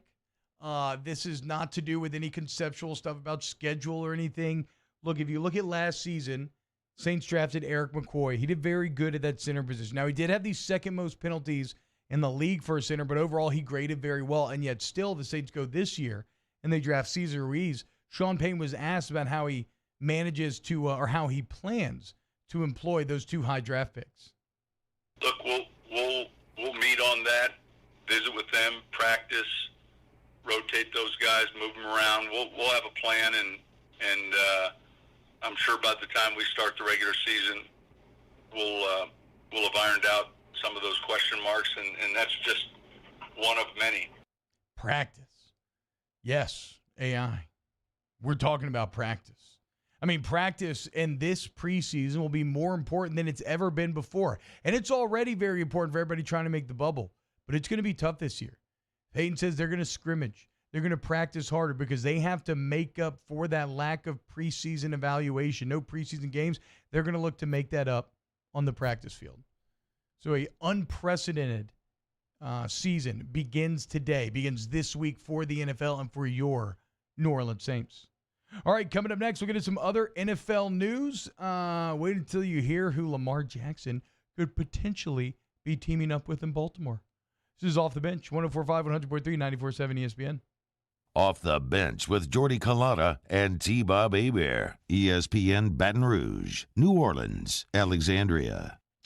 Want you to go to DonaldSonGlassandBody.com for all of your car needs. They're hiring oil and service tech right now. If that is you, you want full bennies, you want a great place to work, 401k, all that good stuff, go to Donaldson Glass and Body. Go turn in your resume today. They are looking to hire. And look, when you're talking about DG&B, you're talking about a place that does everything for your vehicle. Yes, if you get in an accident, the body shop is second to none. They're the best in the state, and they'll actually pick you up in their brand new 2019 tow truck, fix your vehicle, and then drop it back off in your driveway. So remember, the insurance company cannot tell you where to go. You tell them, I want to go to DG&B. But as I tell you all the time, it's not just an accident, right? I go there for everything because I trust them. When check engine light comes on, I know they're not going to lie about the flux capacitor being out or anything. They're going to fix just what needs to be fixed, get me back on the road affordably and safely and quickly. Go to DonaldsonGlassandBody.com today. In times of need, get a full list of phone numbers, websites, and other important emergency information on the Demco Stormwatch page at 1045ESPN.com. This is a house call. This is a follow-up appointment. This is a diabetes checkup. This isn't just more convenient care, it's more advanced care. This is innovating healthcare at Louisiana's #1 hospital, Auctioner. I've been doing business with Luba for 25 years. They're dependable, trustworthy. It's just the attention to detail with our clients. Our folks have years and years of experience. They're highly trained professionals. But many companies have that asset. What I'd like to think makes Luba a bit different is that we use those talents in a way that truly is dedicated to serving the needs of the folks who depend on us. Gulf Coast Bank and Trust is a local bank with a straightforward philosophy. It's about doing the right thing for our customers. Participating in our community with annual local fundraisers, offering individual attention in a modern banking atmosphere with a trusted local company. Gulf Coast Bank invested in technology with a local touch, giving our customers the power to bank anywhere, anytime. We're building relationships through personal service as the bank that cares about you. Gulf Coast Bank and Trust, the bank that cares about you. Are you a licensed contractor? There's lots of good contractors in Louisiana doing work the right way, but unfortunately, too many unlicensed contractors are working outside the licensing requirements. Working as a contractor in Louisiana requires a license for the company doing the work. The Louisiana State Licensing Board for Contractors wants to help you get licensed to allow you to conduct work legally. It's not difficult to get the license. We can help you. Go to lacontractor.org for more information. Licensed contractors, it's the law. Gulf Coast Office Products is a nationally recognized Savin office equipment dealer based right here in Louisiana. Over 100 employees strong, Gulf Coast has the boots on the ground to support all vertical markets from education, engineering, legal, and finance. With the latest in office technology from desktop to production segment units, Gulf Coast and Savin have the perfect fit for you. Call 225-756-2644. That's 756-2644 for Gulf Coast Office Products. At All-Star Toyota, you get it all. If you're in the market for an all-new Toyota vehicle, come see our friendly and knowledgeable sales team at All-Star Toyota. Located in Baton Rouge at the corner of Airline and Goodwood, we've been serving our community since 2005 by offering a large selection of new Toyota cars, trucks, and SUVs. Get behind the wheel of your dream car and take a test drive at All-Star Toyota today. On the next edition of Hanging with Hester and Henny, the NBA returns to play. We got live games to preview with the Pelicans and Jazz and the Clippers and Lakers. Hunt Palmer joins us for a full hour. It's a Thursday edition of Hanging with Hester and Henny, starting at noon on 104.5 ESPN Baton Rouge.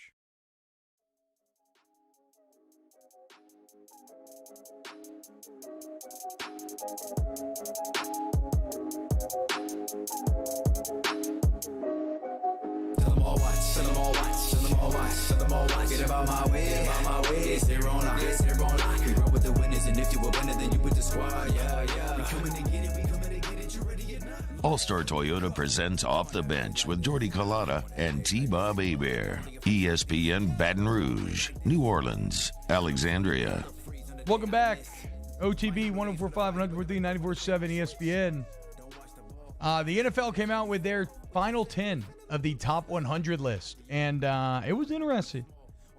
It's almost so interesting that I hesitate to talk about it because I feel like I'm being sucked into a trap, like a Venus flytrap, right? I'm just looking to pollinate some flowers, and these takes are so hot and so fragrant that I can't. I know I shouldn't go in that flytrap, but I'm about to dive right in.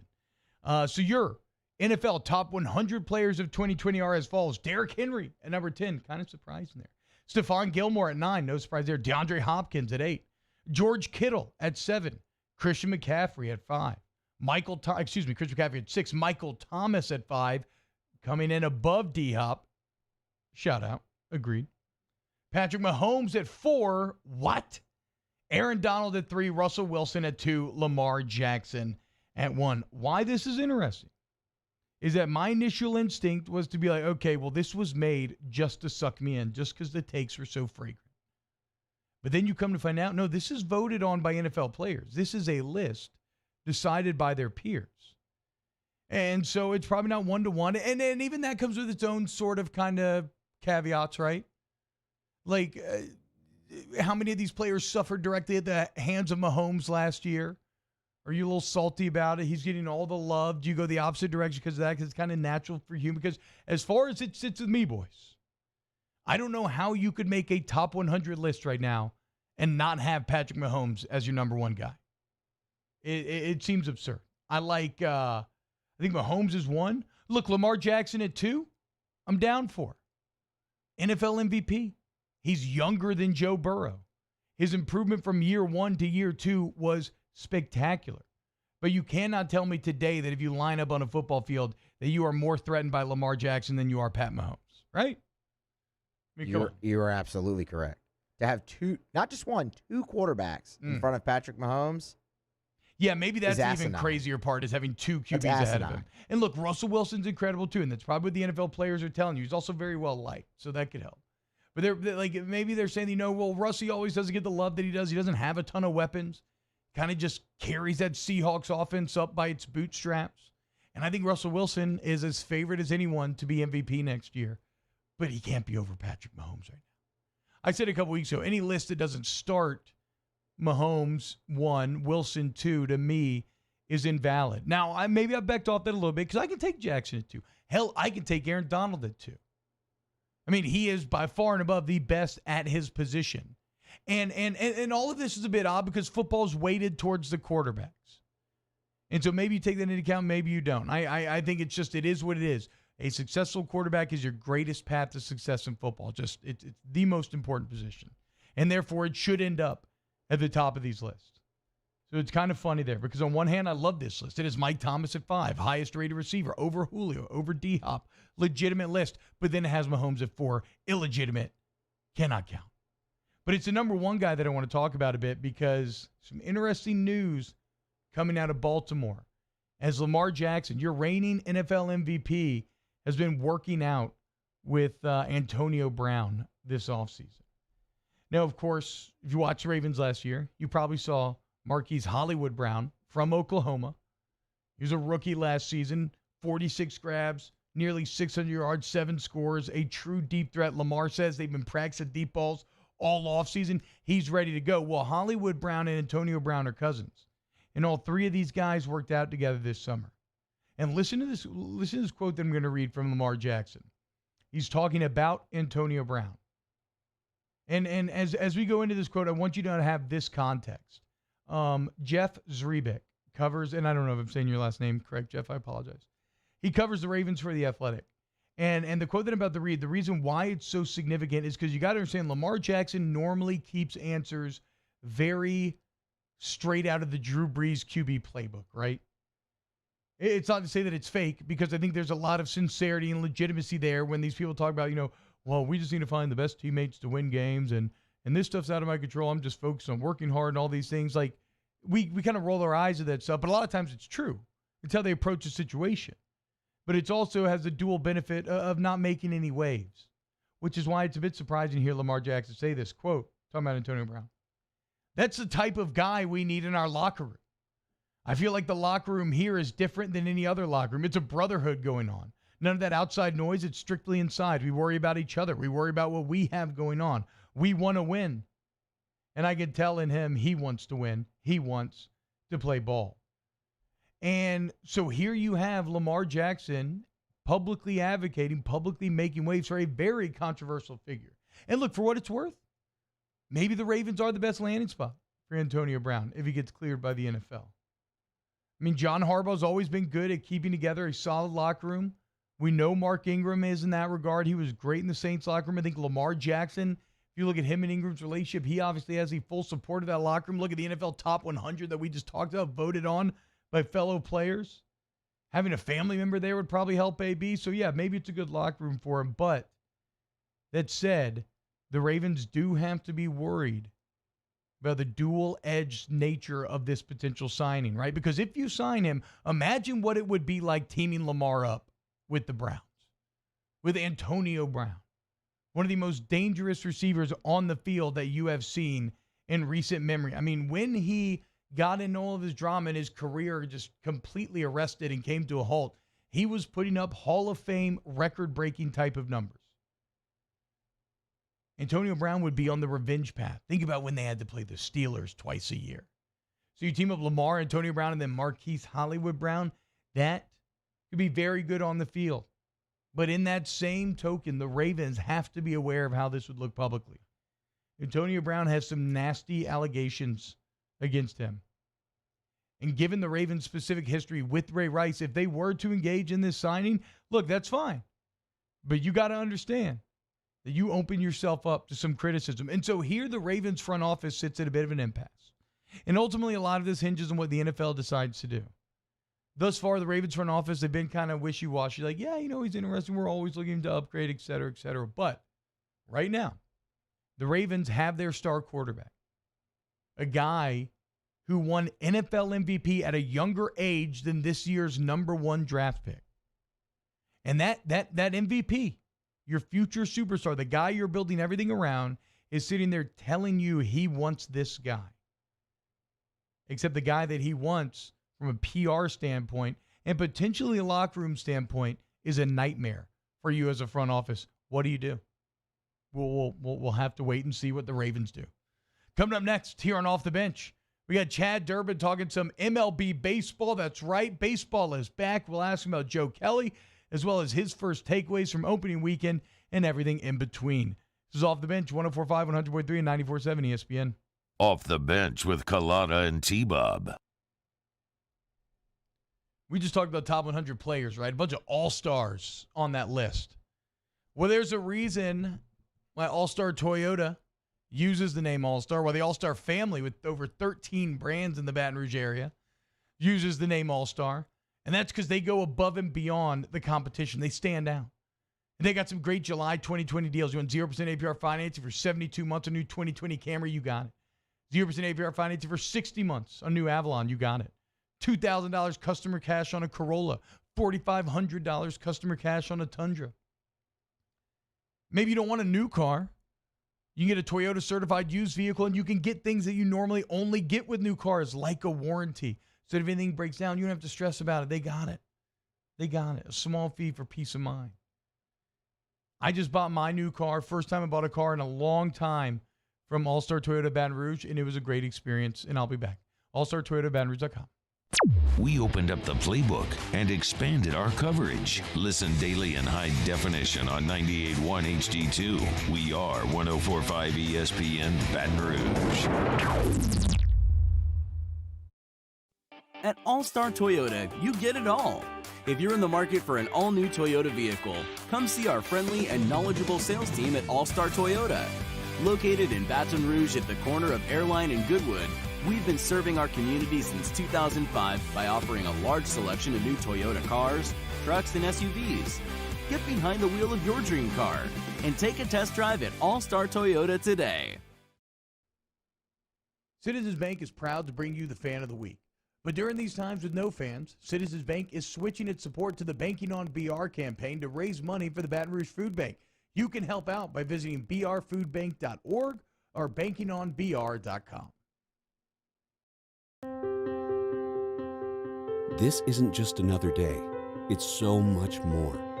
Kelly's life was put on hold when her auctioneer primary care doctor discovered a rare blood disorder. Her doctor connected her to an auctioneer care team of cancer, heart, and kidney specialists. With multiple primary care locations around Baton Rouge, same-day appointments, and online scheduling, we're relentless about keeping you healthy. Auctioneer Baton Rouge, innovating healthcare for Kelly. Gulf Coast Bank and Trust is a local bank with a straightforward philosophy. It's about doing the right thing for our customers. Participating in our community with annual local fundraisers, offering individual attention in a modern banking atmosphere with a trusted local company. Gulf Coast Bank invested in technology with a local touch, giving our customers the power to bank anywhere, anytime. We're building relationships through personal service as the bank that cares about you. Gulf Coast Bank and Trust, the bank that cares about you. If I built a van, it would do more than haul. It would carry my entire business. I'd make it available in dozens, if not thousands of configurations. It would keep an eye on my fleet. And an eye out for danger. If I built a van, I'd make it available in diesel and gas. And I'd build it right here in South Carolina. Introducing the all-new Sprinter, starting at $33,790. Built in the USA. Mercedes-Benz. Vans. Born to run. Service Master Elite create clean, disinfected work environments. As a local business, we take pride in serving the New Orleans and Baton Rouge areas. Our cleaning protocols follow CDC and OSHA standards for healthcare settings, offices, senior living, restaurants, and industrial plants. Contact Service Master Elite to get your operation ready for reopening with germ disinfection cleaning. Service Master Elite, the trusted choice in professional cleaning since 1996. To all of our heroes working on the front lines of this COVID-19 pandemic, your bravery and selflessness represent the very best of us, and we want to say thank you. I'm asking everyone around the state to join me in celebrating the heroism of our healthcare professionals.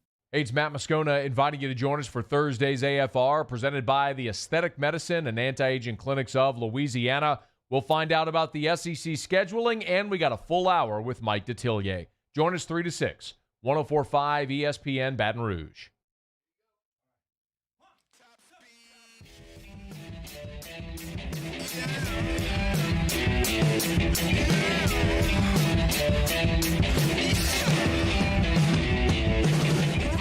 All-Star Toyota presents Off the Bench with Jordy Collada and T-Bob Hebert. ESPN Baton Rouge, New Orleans, Alexandria. Welcome back to OTB. Very excited here. Game day is in the air. NBA is back. The MLB has been back. And right now we'll talk to our MLB expert, a man who played 13 years in the show, World Series champion, Baton Rouge native. You know him. You love him. It's Chad Durbin. Chad, what's up, man? What's going on? And good morning. I like the excitement with some NBA action tonight. Yeah. You know, feels been good. Watching baseball for a week. Feels damn good. It feels really good, right? All right, Chad, we got a lot of baseball to talk about, but we'll start with the big story, and that is Joe Kelly throwing at the Astros. A lot of people don't seem to have problems with the fact that he did it, maybe how he did it, where he threw. He's now been suspended for 8 games. You're a former big league pitcher forever. Well, what's your take on Joe Kelly and the Dodgers? I didn't see it. What happened? I'm kidding. I'm kidding. I was like, wait, what? I wanted to hear you explain it. So I don't think he threw at Bregman's head the way that everybody's making it out to be, but he's also the type. Nor do I think he threw a breaking ball at Correa as a shot across the bow. I think also though that he'll back up anybody else's reaction, which he did. He's not gonna back down. He's been around a long time. I think if he's throwing at him, he doesn't wait till 3-0.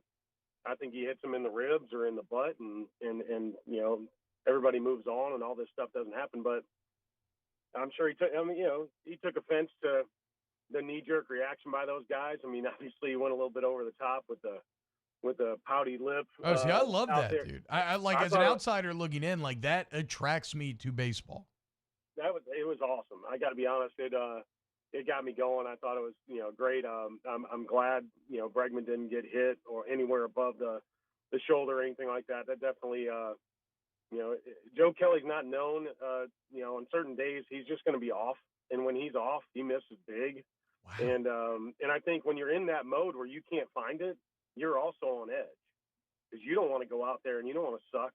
Then you got other guys, on the other side that there's a story wrapped around it. And, like, man, if I'm going to hit you, I'm going to hit you.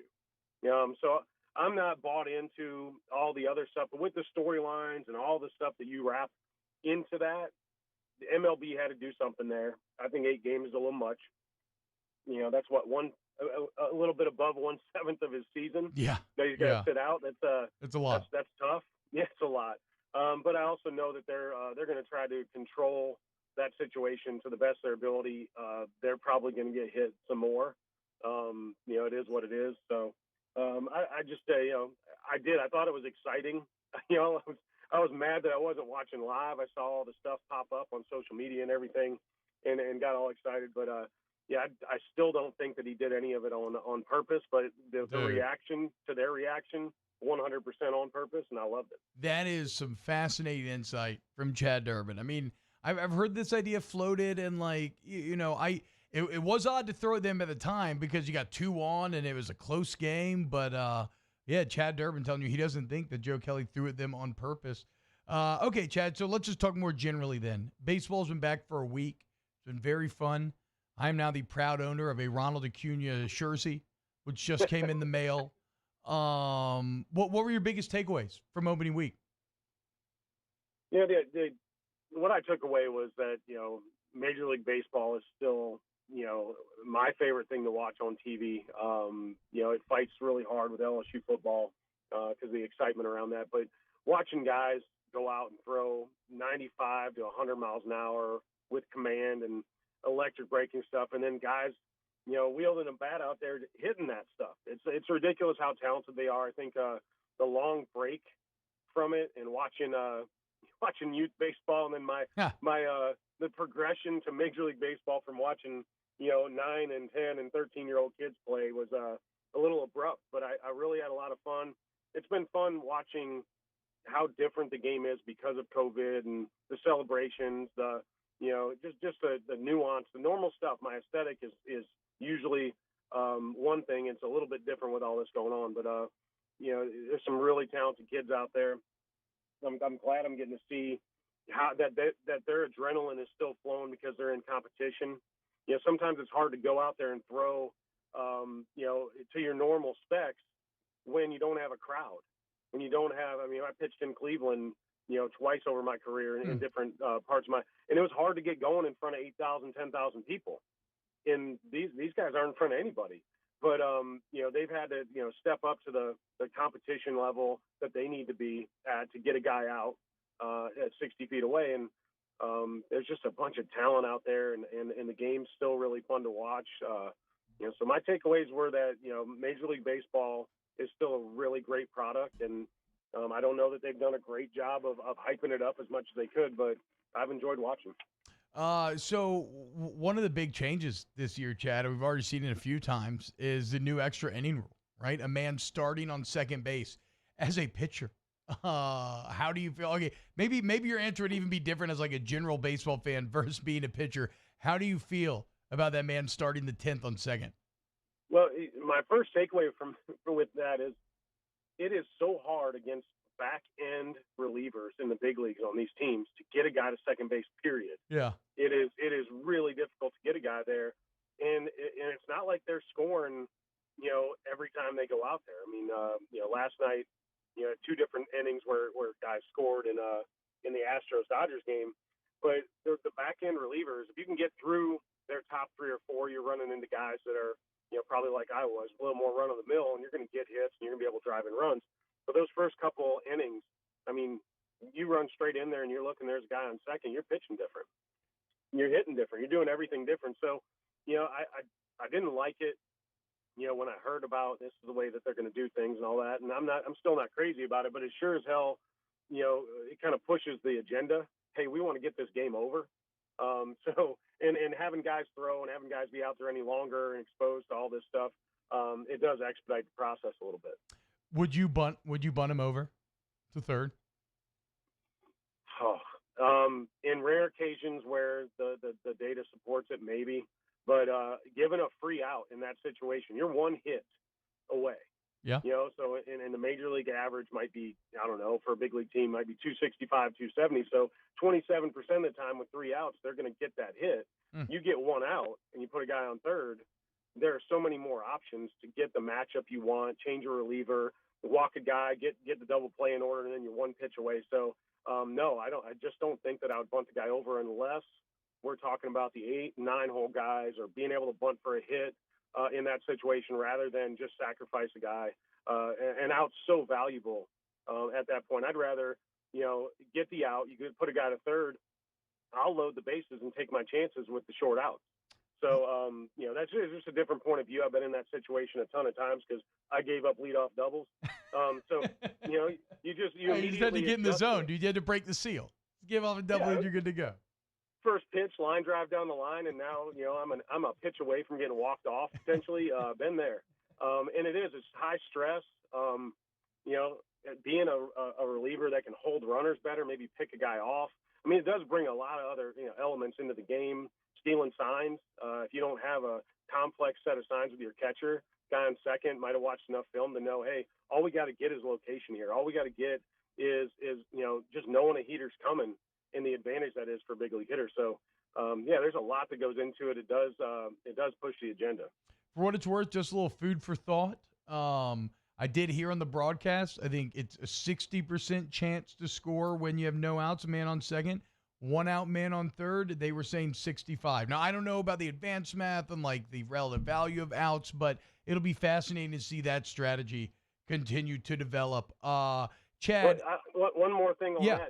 What the advantage to having a guy on third with less than 2 outs is it takes away some of the relievers' best pitches that they might bounce a breaking ball. Now you're putting so much pressure on the catcher and the pitcher to execute pitches. And a lot of guys don't have a lot of confidence in either their catcher or their ability to bounce the ball, at the right point, right behind the plate. Wild pitches end a game, or at least the lead if you're in the top half of the inning. So there's definitely more stress, and I'm sure some guys are going to say, look, I'm bunting them over, and we'll take our chances. We'll bunt them over next inning. And continue to do that. So there's definitely different strategies. The pressure from having a guy on third is different than having a guy on second. I mean, there you go. That's some insight that you would only get from a guy who did it for a long time at the highest level. Chad Durbin, World Series champ. Chad, what about this new, or I guess like just kind of just everything that's new, right? The 60-game schedule, the torrid pace. Has anything stood out to you about how this new schedule is affecting things like rotations or how teams are employing strategy? Well, yeah, you definitely see more of a mid-September pennant run management of the roster. You're not going to just throw a guy in there for a day just to get your 25th guy on a roster 3-4 at bats. I'm going to put my best 9 out there. And look, all these guys in big leagues can play. So but the best 9 are better than the extra guys on the bench, and for a reason. So I have seen a lot of strategy there. I've seen, some starters that aren't quite where they need to be. They're not going to throw them out there and let them get 4 or 5 innings in. They're going to throw a guy out there that can go out there and be healthy and compete. So there's definitely been a different management style to some level. And then you've got some guys that are just going to do what they always have. So, the COVID stuff's been interesting with the Marlins having 19 guys or whatever it was, test positive, and how that rolled out. And, you have to respect the NBA for some of the, protocols they've put in place, and playing in a bubble. When you're playing in different stadiums and different areas of the country, it definitely complicates things. And, I'm glad they didn't just shut down the whole thing because of the outbreak. I had a couple guys that haven't pitched in 10 years call, and they were like, hey, dude, do you think I can get ready in time for the Marlins to call? It looks like there's some big league openings. Yeah, I mean, look, the expanded roster size and everything else, how the Marlins and how the MLB navigates this will be, we'll continue to keep an eye on it, but I'm with you. I hope nothing gets shut down. I hope they work through it, because that's also, you can draw a lot of lessons like college football. They're not going to be in a bubble. They could draw lessons. The NFL could as well. Chad, thank you so much for waking up with us this Thursday morning. Dude, y'all are doing a good job as usual. Appreciate it, T-Bob. Oh, you're the best. Chad Durbin, World Series champ, giving you insight you would not get anywhere else. Coming up next, we're going to wrap up hour number 2, and then once OT starts, Ross Dellinger is going to come on and break down his report that the SEC is moving to a conference-only schedule potentially. He'll give us all the details there, and then it's time to get hyped about the start of the NBA season and the Pels. This is Off the Bench, 104.5, 100.3, and 94.7 ESPN. Off the Bench with Kalana and T-Bob. Go to CoysDiesel.com today for all of your diesel vehicle needs. Coy is spelled C-O-Y. So it's C-O-Y-S, diesel.com.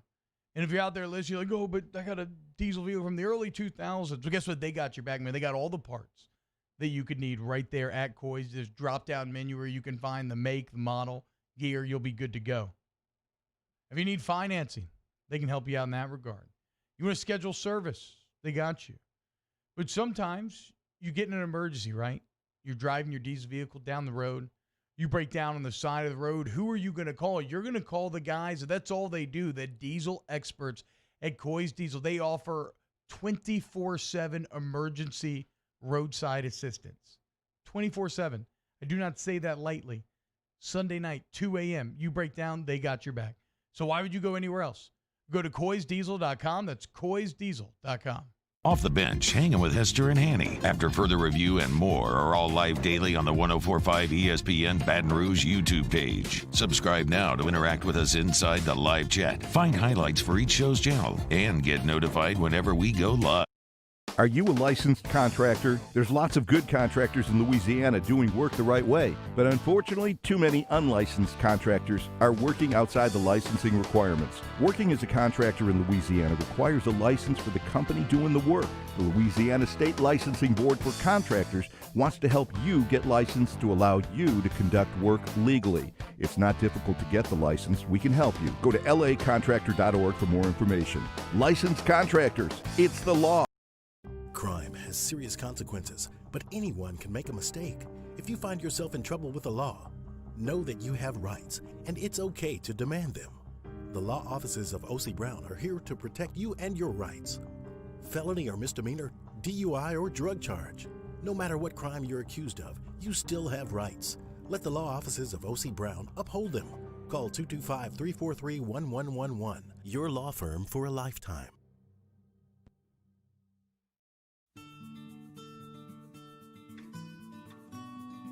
This is a house call.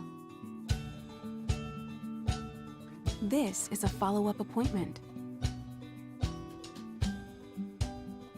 This is a diabetes checkup. This isn't just more convenient care, it's more advanced care. This is innovating healthcare at Louisiana's #1 hospital, Ochsner.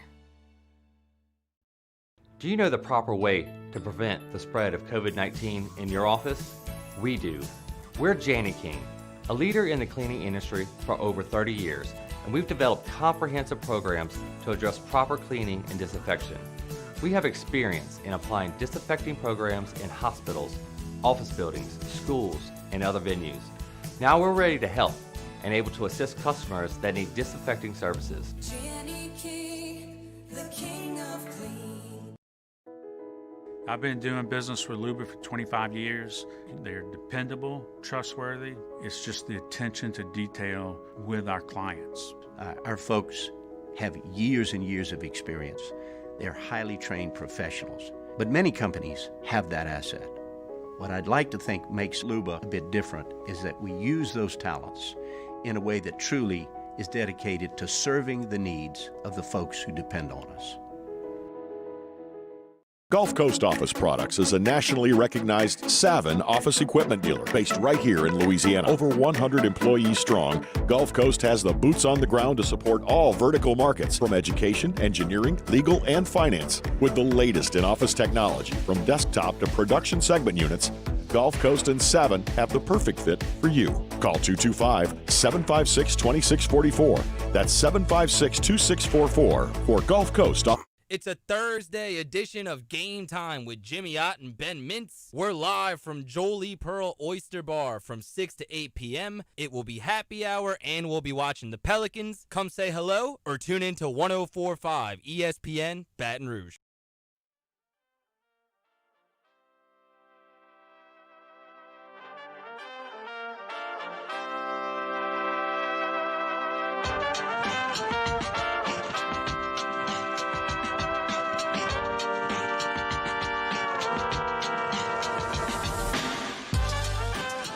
All-Star Toyota presents Off the Bench with Jordy Collada and T-Bob Hebert. ESPN Baton Rouge, New Orleans, Alexandria.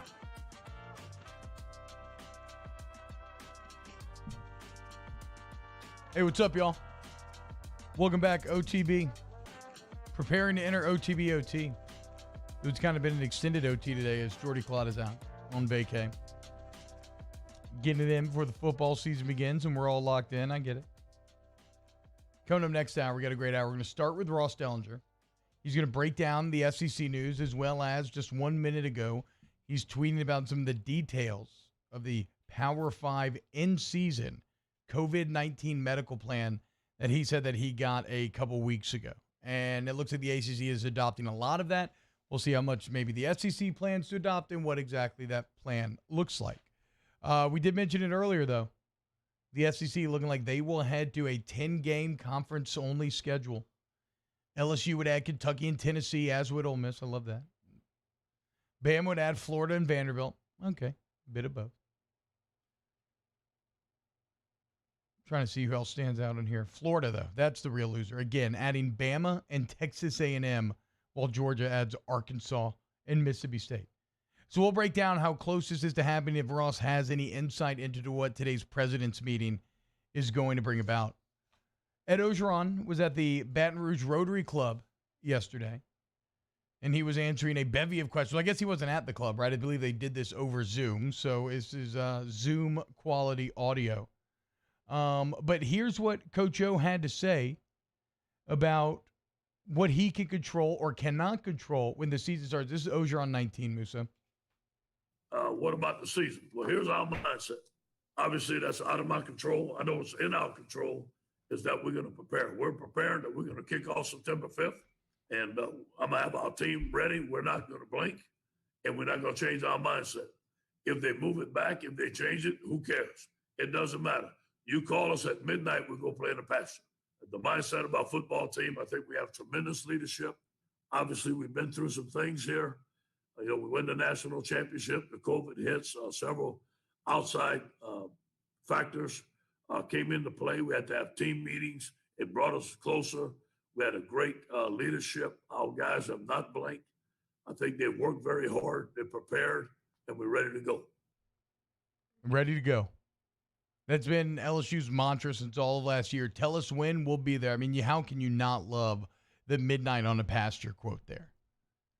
Now, the question is, though, will everybody be as all in on the season as Coach O sounds? There was another piece of news yesterday that snuck into the college football news cycle that wasn't as big, but it maybe bears mentioning.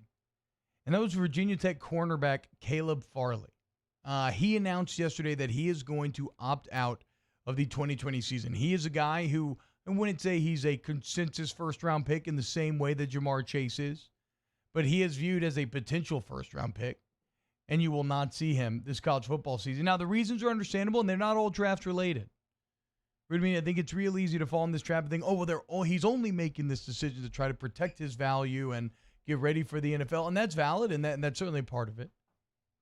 But as he says, he lost his mom to cancer a couple of years ago, and he just doesn't feel comfortable exposing any of his other family members, says, I can't lose another family member. And so he decides to opt out. And it's interesting for Farley because he would actually be a player that would maybe suffer from this decision, given that his biggest year was kind of a breakout sort of year. And despite that, he still missed the last 2 games with injuries. He was coming off of a torn ACL, so he's kind of dealt with injuries for a lot of his career. But the only reason I bring it up is because it does beg the question, will others follow suit? Is he the first domino to fall? Is he the only domino to fall? Others will opt out. Will it affect LSU? I mean, we have to remember, this decision I still think applies to a precious few that could get away with not playing and still retain their draft value. Now, for LSU, obviously, the premier guy there would be Jamar Chase. I mean, he's a consensus top 10 pick already. If he were to not play, I think that he would remain in that first round. Now, I would say this. The Joe Burrow story of last year, if you're trying to re-recruit guys, and maybe you want to work on Chase, but if a guy's more borderline and he's maybe thinking about whether or not you want to re-recruit him, the Joe Burrow story has relevance here. He would have been a 5th-round pick, 6th-round pick, maybe even undrafted, if not for last season, if he had set out. And yet because of last season, he ends up as the number 1 overall pick. So I don't think it's likely, but it's something to keep an eye on, especially if the season gets pushed back. Will any other players opt out? We shall see. Coming up next hour, we'll talk to Ross Dellinger, Antonio Daniels, the Pelicans broadcast team, and talk a ton of NBA and Pels. They're back, baby. Flock up. Off the bench with Kalana and T-Bob. Go to Ochsner.org today if you want to maximize your potential, okay? And listen, I'm talking to the entire listening area. You're on the North Shore. You're in Baton Rouge. You're in New Orleans. The facilities at Ochsner are second to none.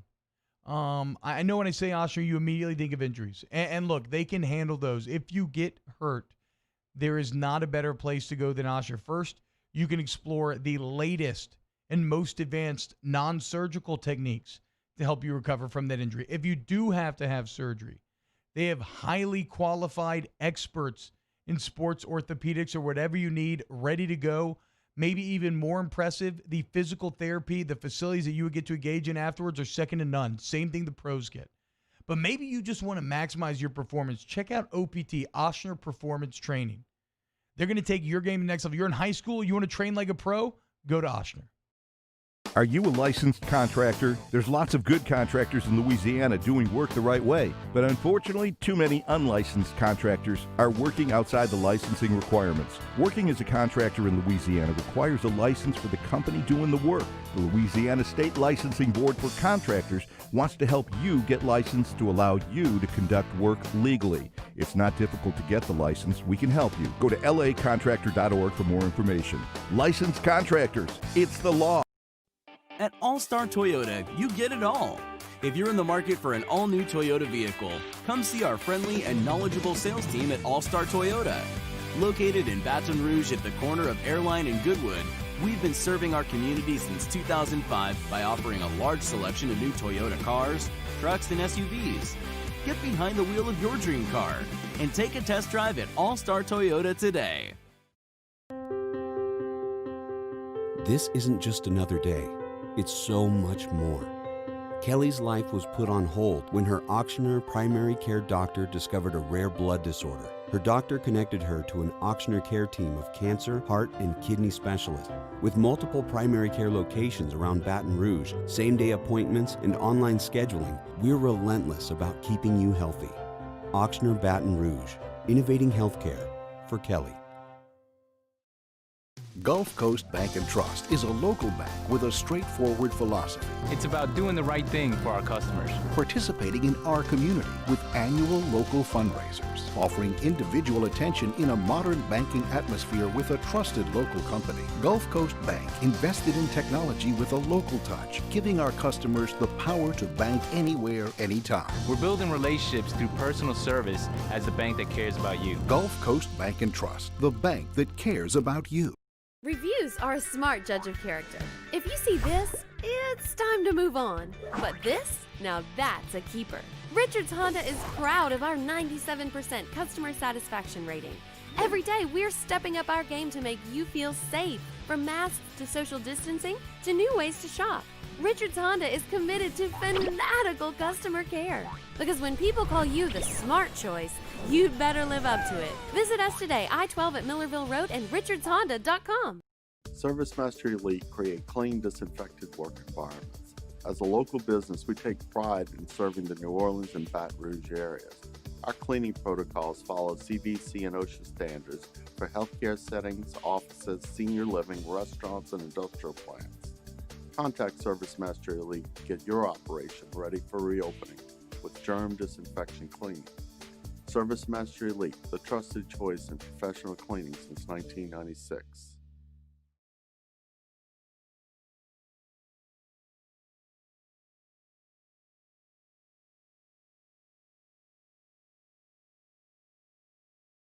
Is brought to you by Spencer Callahan Injury Lawyers.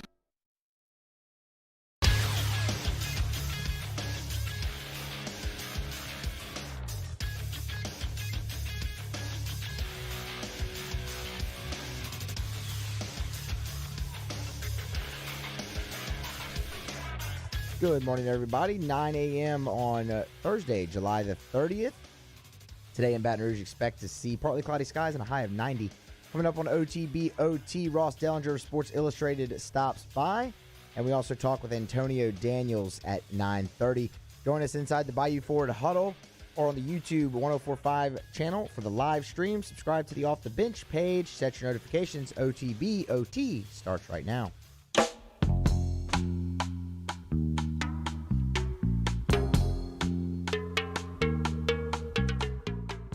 All-Star Toyota presents Off the Bench with Jordy Collada and T-Bob Hebert. ESPN Baton Rouge, New Orleans, Alexandria.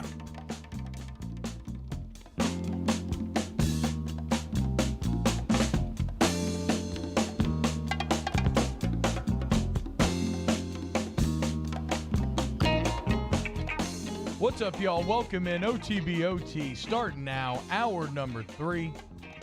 Right now, it's my pleasure to welcome in one of our favorite guys, his first time in hour 3. Allow me to be your guide through this virginal experience. I'm talking to Ross Dellinger of Sports Illustrated. Ross, what's up, man? How you doing? Good, T-Bob. How are you? I'm doing well. You were in the news yesterday, Ross. Big news.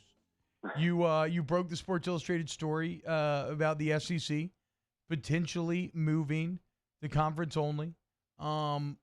I'll let you catch everybody up. For those that maybe missed it, what was the news yesterday that your article centered around? Well, it was about the scheduling format, obviously, and in that the SEC, I think, is slowly crawling toward what seems like a conference-only 10-game model. It has been, we reported a couple of weeks ago when the ADs met in Birmingham, they discussed this model, but it seemed like it was kind of far-fetched that the SEC would play that many conference games and wouldn't play any non-conference. It seemed like the sentiment of that meeting 2 or 3 weeks ago in Birmingham was trying to save the big marquee non-conference games like Texas and LSU, for instance. But for matters that aren't exactly clear, although are fairly obvious, I think, with the virus numbers and such, a conference-only model is definitely picked up steam. And yesterday, during an AD meeting, the ADs basically gave approval to that model. However, it's still not done, and it has to be ratified by the presidents. They meet later this afternoon in a virtual call. They could decide then. They could delay it and move a vote of some kind or discussion to next week.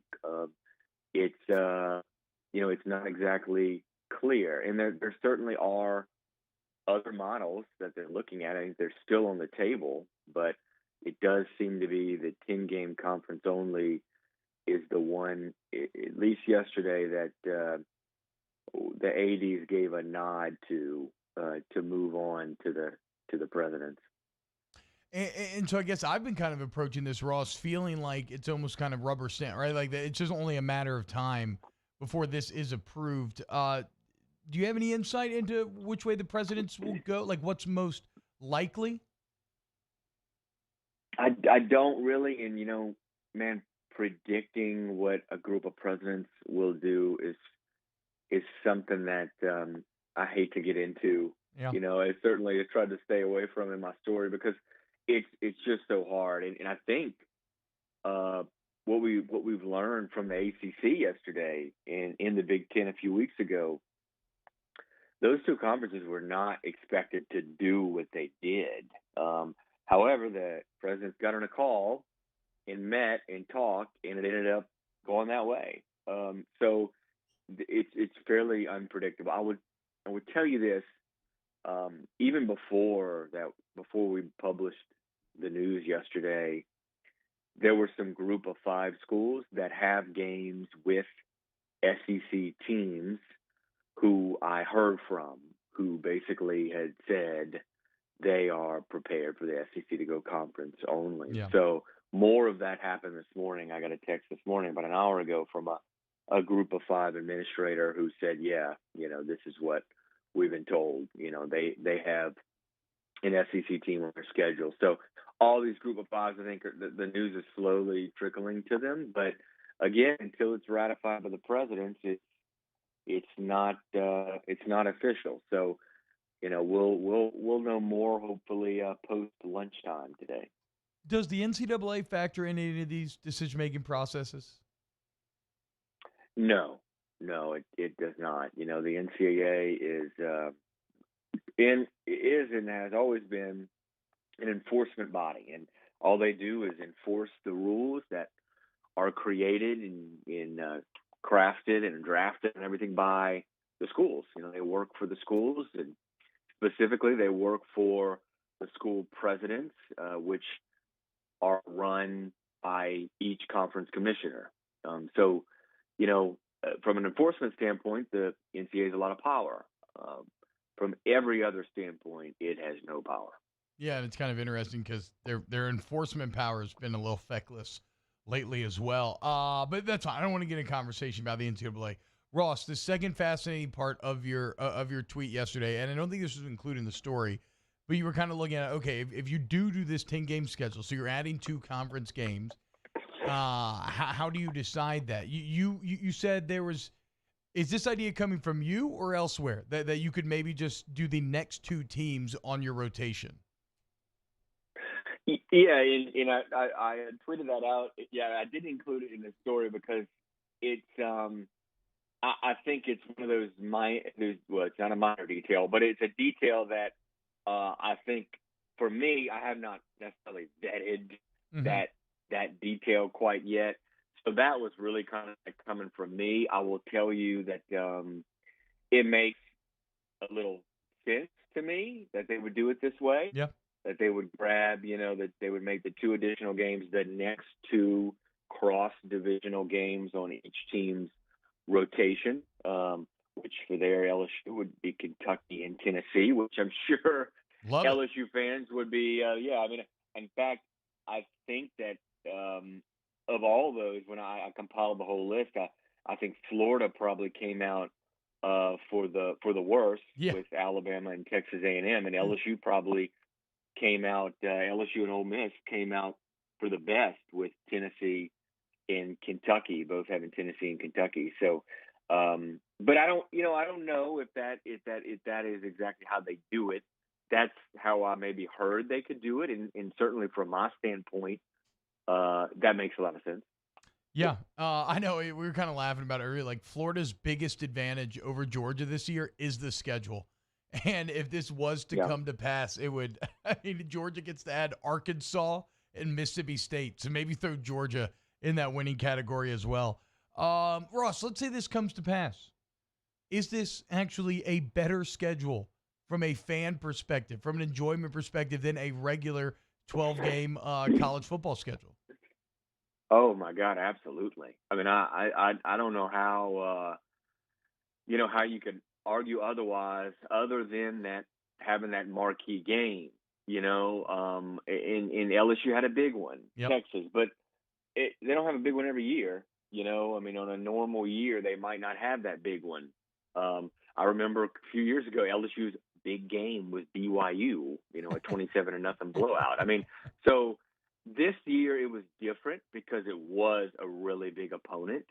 And I understand wanting to test yourself outside of your league and you see a new kind of flashy opponent. That's great and all. But when you can sit there and say you have 10 games against Power 5 big programs, it's a lot better than saying you have 8 or 9 even, So this year may be a little different because LSU was just, prepared to host Texas. And still they might, we're talking like this is a done deal. Of course it's not. But a schedule with 10 SEC teams on it is pretty mouthwatering. And I think from a TV standpoint, yes, it is. Mouthwatering. And that's what's lost in all this. And that's what probably needs to be written about more. And one day I'll get around to it. Is a lot of this stuff is because of television. In ACC, so what the ACC did with 10 ACC games, Big Ten 10 Big Ten games, I think it's going to be, or at least 9. Pac-12 is going to go 10, I believe it's been reported. That's TV, man. You got to get the big games for TV, and in the SEC, I think is going to eventually follow suit.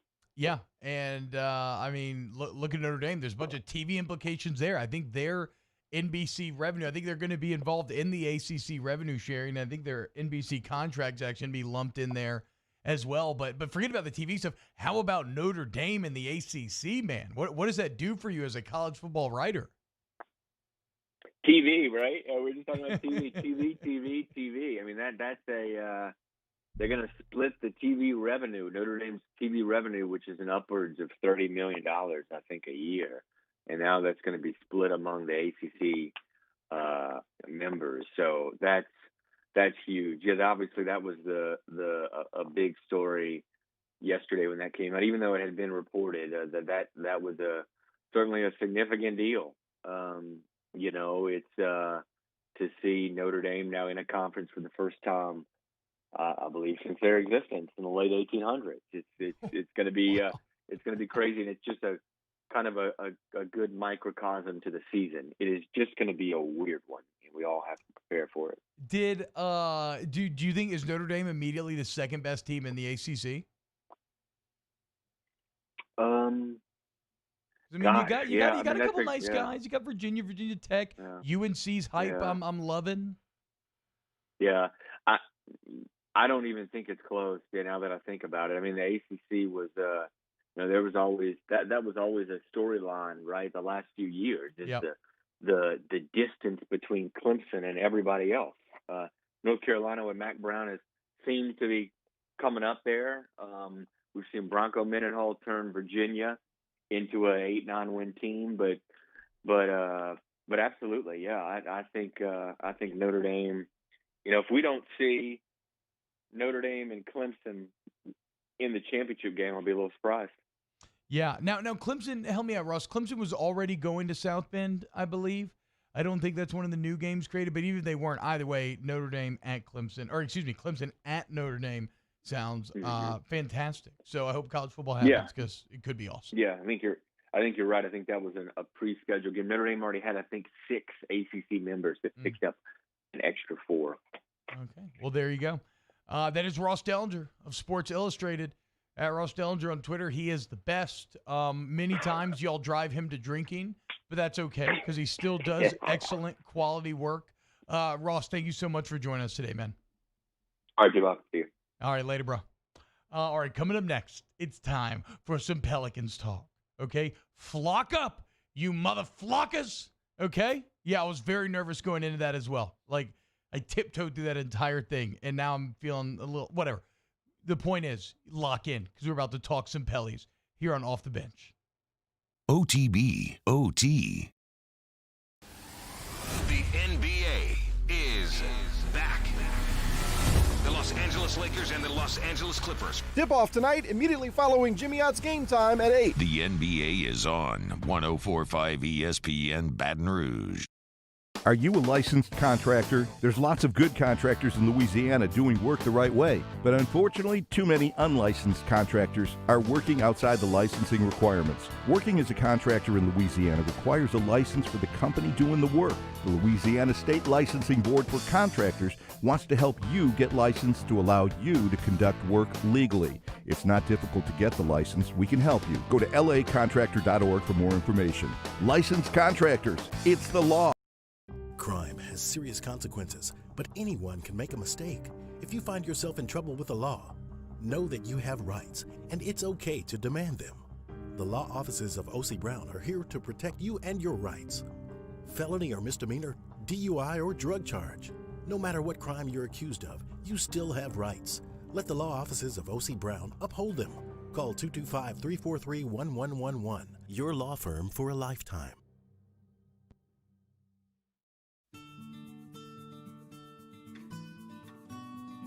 This is a house call. This is a follow-up appointment. This is a diabetes checkup. This isn't just more convenient care, it's more advanced care. This is innovating healthcare at Louisiana's #1 hospital, Auctioner. To all of our heroes working on the front lines of this COVID-19 pandemic, your bravery and selflessness represent the very best of us, and we want to say thank you. I'm asking everyone around the state to join me in celebrating the heroism of our healthcare professionals on the 19th of every month at 1900 hours, that's 7 p.m. Write a note of appreciation, make plans to donate to charitable organizations, or say a prayer. To learn more, visit 19thanks.org. Thank you, and God bless.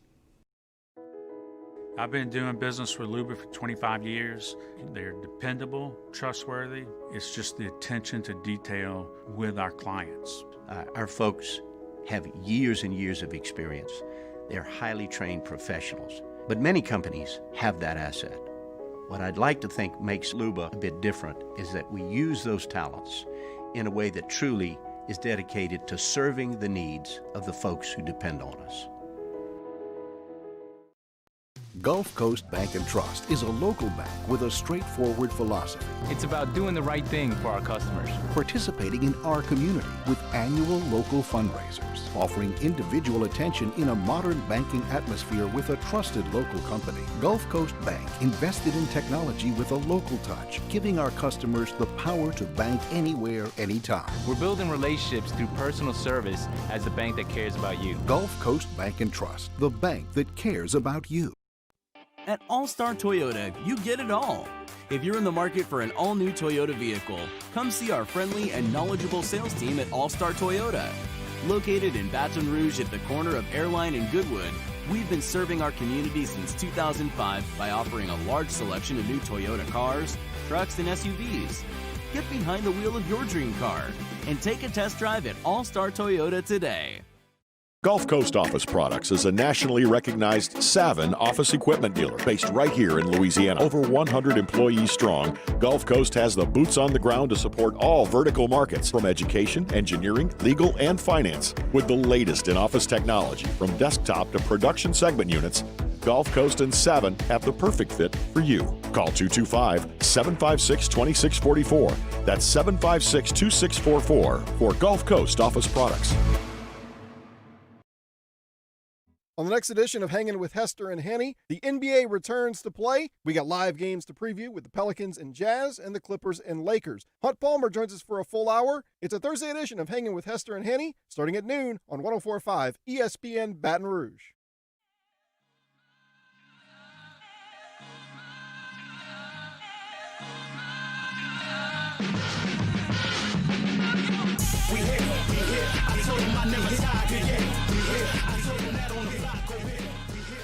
OTB, OT, with T-Bob Hebert, ESPN Baton Rouge, New Orleans, Alexandria.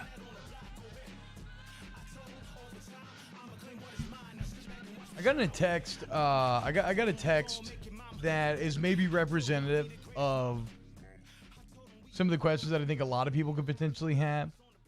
It's how exactly does conference only make any difference? Texas or Tennessee? Optics? Huh? Makes no sense to me.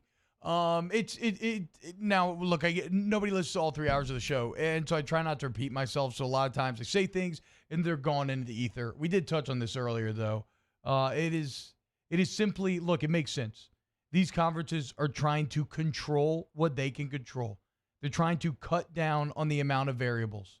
Okay, and Texas is not under the SEC banner. Texas would not be beholden to SEC rules, to COVID protocol, whatever that ends up being.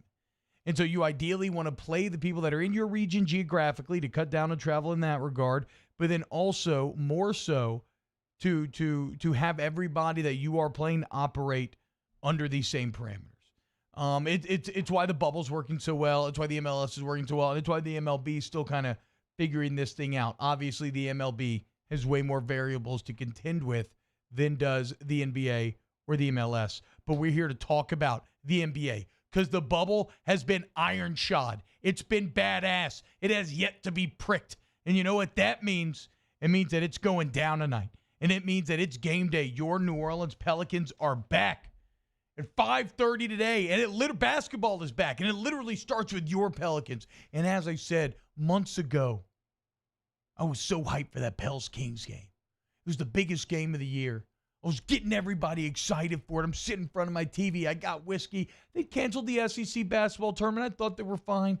God, March Madness, okay. And then the flood started thanks to Rudy Gobert, who you have a chance to get revenge on tonight for shutting down the NBA. They shut it all down right before tip-off. Kings, Pelicans, never happened. I'm left wanting. Blue balls, I need a little more, okay? I'm dissatisfied. Well, finally, that satisfaction comes tonight. I can't wait. 8 games to rule them all. 8 games to decide them. 8 games to determine who will win that A seed and who will make the playoffs. Can the Pelicans get revenge on Gobert and this Jazz team? This is a Jazz team that they've traditionally struggled against. But this is a Jazz team that has a few problems of their own right now, okay? Yes, they are one of the best in the NBA, but the Pelicans looked really damn good in those scrimmages. The Pelicans right now are playing like a team that has something to prove, even without Zion. Now, Zion will be a game-time decision today. For what it's worth, I expect him to play. I hope that he does. We've talked about it. The opportunity to gain hearts and minds in Louisiana and around the country is massive going into tonight. This stage is perfectly set up. Yeah, you're not playing in front of anybody live, but you have millions upon millions of eyeballs on you. If the NBA ratings are any indicator, or the MLB ratings are any indicator, these ratings should be out of control. But this is a Pelicans team that even without Zion, they look locked in. The chemistry is there. They look tight. Everybody gets along. They're playing well together. The same cannot be said for the current environment of the Utah Jazz. Maybe you heard about some of this, maybe you didn't. But Donovan Mitchell and Rudy Gobert, your 2 best players, are not on very good terms right now. Of course, Donovan Mitchell got COVID after Gobert did. Gobert famously was taking things very lightly, touching mics, making jokes. A couple days later, he's positive. Mitchell, positive. Mitchell gets mad at Gobert because of how he handled himself in the locker room and all these other things. They didn't talk for the entire break. It's been 141 days since the game was played. Now, they started talking once they showed back up at team facilities early in July, but you're talking about 2 months there where your best players did not speak with one another.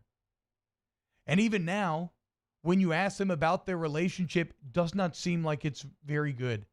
It's basically the line that they're both putting out there is like, look, we're not going to be best buddies, but we're both committed to winning a championship. When you read between the tea leaves, I'm not saying that can't work. It works. You've seen volatile combinations work in the past, and they're two very good players, so maybe they make it work. But does it suffer when it runs up against the united front of the Pelicans, the flock, flying in a perfect V, attacking you from all angles? Ingram on the wing, Zion down low, Lonzo from range. They can do it all right now. Also working against the Jazz, they're going to be without their second leader scorer, Bojan Bogdanovic. Wrist surgery means he will not return to the bubble. You're talking about a guy who is averaging 20, 4, and 2. 20 points, 4 rebounds, 2 assists per game. Shooting 41% from 3. That's a big loss. Okay? So even if Zion doesn't play, no complaining. The Jazz, they're suffering a 20-point score being out as well. So you got the Jazz tonight. And as I said, you got 8 games. You got to win one of these first 2. Then you got to go 5-1 beating the Grizzlies. If you do that, you will make that play-in scenario. And that's who you're chasing. You're chasing John Morant and the Memphis Grizzlies. Now, the Grizzlies' schedule is significantly harder in these 8 games, as it should be, because it would have been harder before the shutdown. As it stands now, the Grizz are up 3.5 games with 8 to play. It's going to be very hard, if not impossible, to pass them up. But due to the weird nature of this season, if the Pelicans, so they're down 3.5 right now, if they can finish within 4 games of that Grizzlies team and ahead of teams like the Blazers and the other AC contenders, then they'll trigger a play-in. And that'll be exciting in and of itself. The 8th seed, whoever that is, will have to beat the 9th seed once to get in. If the 9th seed beats that team twice, then they get in to that first round. So look, so ultimately, this is what you wanted. The main thing that you wanted for this Pelicans team, the main goal that David Griffin stated for this entire year was getting this young Pelicans team experience when it mattered most, playoff experience. And every single one of these games may not carry the technical tag of playoff, but they are all playoff games, make no mistake. You're chasing John Morant and the Grizzlies. And Ja says he's built for the moment. I was reading a fascinating article about him where apparently that's something that has been hammered into him growing up. His dad on his court in his yard constantly. You got to be built for the moment. We're building you for the moment when it matters most. And he's backed it up. You look at some of the big games that he had on bright stages this year, be it LA, whatever, even back at Murray State in college. Remember the triple-double with 16 assists that he put up to win that first-round game? He's the Rookie of the Year. Ja's been fantastic. But, hey, Zion and the Pelicans are coming. And they got an easier road. And so we'll see if they can catch him. So on top of catching the Grizzlies, they're also going to have to hold off contenders. And if you're wanting other games to watch and other results to cheer for, you want to cheer against the Portland Trail Blazers. Yes, the Pelicans have done well against them in recent history. I love it. But the problem is the Blazers team that you're going to see in these 8 games are not the same Blazers that you saw all year long. They're finally at full strength. Nurkic and Collins were out all year. That's 2 big guys. You throw Nurkic, Collins, and Whiteside on the court at the same time, you're looking at nearly having 3 7-footers. It almost reminds you of that Andrew Bynum, Pau Gasol, Lamar Odom combo that Kobe won with back in like 2009, whenever it was. Those some trees. Or even you look at the Milwaukee Bucks and the height and the length that they have. Portland's going to exist in that same realm, except to pair along with those big guys, they're going to have C.J. McCollum and Dame Lillard. So there's a reason why a majority of ESPN experts chose Portland to beat out both New Orleans and Memphis. But guess what? I don't give a damn what the experts say. As my guy Mario Jerez reminded me of a couple years ago. You remember going into that Pelicans-Blazers series 2 years ago? Huh? Who's going to win? All 22 ESPN experts chose Portland. What happened? The Pels swept that ass. They don't want none. And they don't want none this year either. So the Pels, you got to hold off the Blazers. You got to catch the Grizzlies. And it all starts tonight at 5:30. Lonzo, Drew, Brandon Ingram, Zion, Derek Favors. Let's ride. Antonio Daniels from the Pelicans broadcast team coming up next here on OTBOT. OTBOT. Our listeners fire off their opinions on the jimsfirearms.net hotline at 499-1045. Keep listening for your next chance to shoot us your thoughts with the jimsfirearms.net hotline on 1045 ESPN Baton Rouge. 1045 ESPN invites you to take a short quiz for a chance to win a brand new EU1000 generator from our friends at Bozeman Distributors. Simply go to 1045ESPN.com now through August 16th and take the quiz to see how prepared you are for hurricane season. Everyone who takes the quiz is automatically entered to win the generator. Our winner will be chosen on Monday, August 17th. Get prepared for hurricane season from 1045 ESPN and stay prepared with Bozeman Distributors. Are you a licensed contractor? There's lots of good contractors in Louisiana doing work the right way, but unfortunately, too many unlicensed contractors are working outside the licensing requirements. Working as a contractor in Louisiana requires a license for the company doing the work. The Louisiana State Licensing Board for Contractors wants to help you get licensed to allow you to conduct work legally. It's not difficult to get the license. We can help you. Go to lacontractor.org for more information. Licensed contractors, it's the law. This isn't just another day. It's so much more. Kelly's life was put on hold when her auctioneer primary care doctor discovered a rare blood disorder. Her doctor connected her to an auctioneer care team of cancer, heart, and kidney specialists. With multiple primary care locations around Baton Rouge, same-day appointments, and online scheduling, we're relentless about keeping you healthy. Auctioneer Baton Rouge, innovating healthcare for Kelly. If I built a van, it would do more than haul. It would carry my entire business. I'd make it available in dozens. Make that thousands of configurations. It would keep an eye on my fleet. And an eye out for danger. If I built a van, I'd make it available in diesel and gas.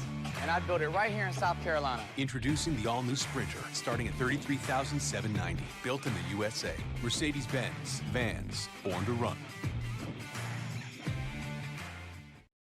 Gulf Coast Bank and Trust is a local bank with a straightforward philosophy. It's about doing the right thing for our customers. Participating in our community with annual local fundraisers. Offering individual attention in a modern banking atmosphere with a trusted local company. Gulf Coast Bank invested in technology with a local touch, giving our customers the power to bank anywhere, anytime. We're building relationships through personal service as the bank that cares about you. Gulf Coast Bank and Trust, the bank that cares about you. Service Master Elite create clean, disinfected work environments. As a local business, we take pride in serving the New Orleans and Baton Rouge areas. Our cleaning protocols follow CDC and OSHA standards for healthcare settings, offices, senior living, restaurants, and industrial plants. Contact Service Master Elite to get your operation ready for reopening with germ disinfection cleaning. Service Master Elite, the trusted choice in professional cleaning since 1996. To all of our heroes working on the front lines of this COVID-19 pandemic, your bravery and selflessness represent the very best of us, and we want to say thank you. I'm asking everyone around the state to join me in celebrating the heroism of our healthcare professionals on the 19th of every month at 1900 hours, that's 7 p.m. Write a note of appreciation, make plans to donate to charitable organizations, or say a prayer. To learn more, visit 19thanks.org. Thank you, and God bless. Crime has serious consequences, but anyone can make a mistake. If you find yourself in trouble with the law, know that you have rights, and it's okay to demand them. The law offices of O.C. Brown are here to protect you and your rights. Felony or misdemeanor, DUI or drug charge. No matter what crime you're accused of, you still have rights. Let the law offices of O.C. Brown uphold them. Call 225-343-1111. Your law firm for a lifetime. Hey, it's Matt Moscona inviting you to join us for Thursday's AFR, presented by the Aesthetic Medicine and Anti-Aging Clinics of Louisiana. We'll find out about the SEC scheduling, and we got a full hour with Mike Detillier. Join us 3 to 6, 104.5 ESPN Baton Rouge.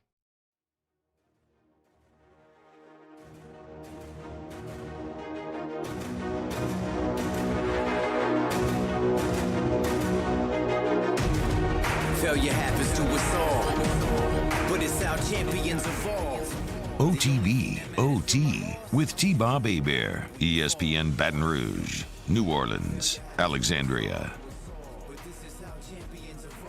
Welcome back, OTBOT. Flock up! It's game day. We're hyped up here in the studio. Pelly's back on the march. 8 games to rule them all. You want to win the A seed, it starts today. And right now, we're going to talk to one of my favorite guys, newly teamed up this year with Joel Myers on the Pelicans TV broadcast on Fox Sports NOLA. You can catch him tonight. Screw TNT. We ain't watching that here. Catch him tonight on the Fox Sports NOLA broadcast. Of course, I'm talking about, man, Antonio Daniels. AD, what's up, man? Thanks for waking up with us. T-Bob, what's up, brother? How are you, man? As you can tell, I'm incredible. I'm very excited. It's been 141 days, I believe, since the NBA has played professional basketball, and we're back, and it all kicks off with the Pellies and the Utah Jazz. AD, how you feeling? I feel great. I feel great for a number of different reasons. I know these scrimmages are just scrimmages, and they don't count. But for a young team, you want to be playing the right and your style of basketball heading into these 8 games. You want to be playing fast, you want to be playing hard, and you want to be playing together. And those are the 3 things that have carried over from March. Even though it was a 4-month hiatus, those 3 things carried over from March into these scrimmages and hopefully into these 8 playing games. This team played extremely fast, good pace, which is hard to do after a 4-month hiatus. Yep. They played extremely hard, they played with purpose, and they played together by moving the basketball. So I am very pleased with where this team sits today and very excited and confident about tonight. Yeah, and if you're looking to carry forward anything from the scrimmages, obviously the assist-turnover ratio has been spectacular. And anytime Gentry's offense operates at that level, it's nearly unstoppable. So that speaks to the chemistry, AD. On the other side of the docket, the Utah Jazz, look, you've been in the NBA locker room, so I want to ask your opinion on this. Gobert and Mitchell didn't talk for a couple of months. They had some conversations when they returned as a team.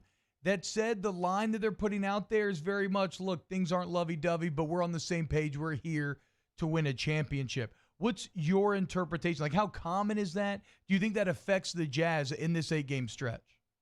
I don't think it affects the Jazz at all. Mm-hmm. We've had this discussion on our Sirius XM show. I think you don't have to like everybody that you play with. It's fair. There's no way. Every teammate that you've ever had on really good teams, you don't like. You realize it is what it is. You know, what happened is what happened. Rudy Gobert and Donovan Mitchell went through what they went through. And, you know, now the thing is both of those guys are healthy. And that's what matters. So you end up telling yourself, look here, if you're Donovan Mitchell, I don't appreciate the way you went about this. I don't appreciate the way you handled it. And maybe our relationship off the floor is fractured, but a team is about one common goal. So I'm willing to put our differences aside off the floor to accomplish what we need to accomplish on the floor, which is win a championship. It don't mean you got to like each other. It don't mean you got to be the best of friends. We ain't got to get our families together. We ain't got to go out to dinner, all this other kind of stuff. But when we get on the floor, we put all that nonsense aside and hoop. Yeah, and so one thing that will affect the Jazz, though, Bogdanovich wrist surgery, going to be missing him, 40% three-point shooter, 20-point-a-night kind of guy. And then you look at the Pels, and they have their own 20-point guy. It's a game-time decision in Zion Williamson. So since we last talked, Zion made it back to the bubble. He's back practicing with the team. They say he's a game-time decision. What do you expect, AD? Do you see Big Z tonight? I don't know. That is, I would be completely speculating. This is the most difficult for me as an analyst. One of the best things about my job is having an opportunity to be around the team and see things. You know, that hands-on experience, talk to these guys, see how they're feeling, establish relationships with them. Now, with those guys being in the bubble, it's different. It's completely different. So right now, if I was to say anything, I would be speculating just like you or anyone else has, because I'm not in the bubble. Yeah. So I would be guessing.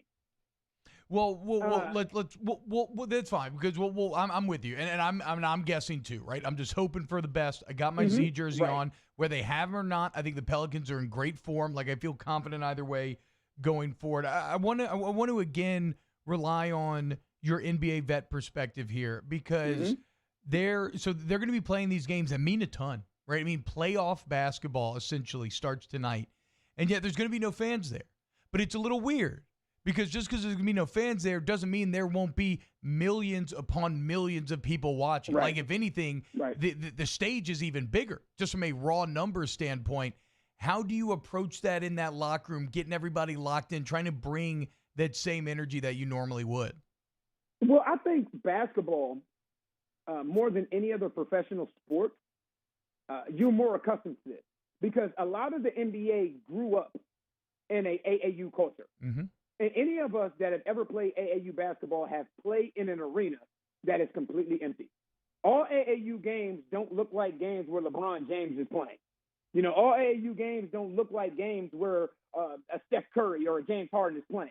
Yep. You know, there are AAU games that you had at 8 o'clock in the morning or 9 o'clock in the morning where no one is there but your parents. So you have to kind of create your own energy. But with that being said, this didn't look like I thought it would look. Think about it. If we had this conversation 2.5 months ago, and I was to tell you that Zion versus Donovan Mitchell would be the first game, or the Pelicans versus Utah Jazz would be the first game, your thought would be, or my thought was, this is going to look weird because these guys are going to be running up and down the floor, the world's best basketball players, with no one in the stands. And the NBA has done a fantastic job as far as the entertainment product is concerned. Because if you did not know any better and you're watching these games, you would not know that fans are not in attendance nor allowed at these games. The NBA, Adam Silver, and the NBPA did a fantastic job putting on a fantastic product. And I didn't see it happening like that. I thought there were too many hoops to jump through, and you have to give credit to the NBA and the NBPA for the product that they put on. Yeah, I love the screens. No empty seats is huge, just like from a visual standpoint. And then I like how they're throwing the fans and the Zoom calls in every now and then. You got some more traditional kind of NBA sound pumped in as well. Like, I agree that production values have been top notch. Let's talk on the court tonight, though. I mentioned Bogdanovich out for the Jazz. How does that affect what Utah wants to do? That's huge because Bogdanovich has gone over 20 points every time that the Pelicans have played them. And he has been a Pels killer this year. So now you eliminate him from the equation, which is beneficial for the Pelicans, but and detrimental to the Utah Jazz. But what that means is you eliminate those 20 to 25 points that you get from Bogdanovich. That gives more offensive responsibility to someone else. I don't know if that's Mike Conley. I don't know if that's Donovan Mitchell. I don't know if that's Jordan Clarkson. But someone else is going to have more ball handling responsibility and more responsibility to score the basketball. And the Utah Jazz team is a very difficult team to defend because they play 4 on one end, with that one end being Rudy Gobert. So you have to control dribble penetration against this team. Like I said, the ball is going to be in Mike Conley's hand. It's going to be in Donovan Mitchell's hand. It's going to be in Joe Ingles' hand, who is really good at making plays for himself and his teammates, and also Jordan Clarkson. So this is going to be a different game. But you also have no idea how teams are going to respond for a 4.5-month hiatus. You just said it.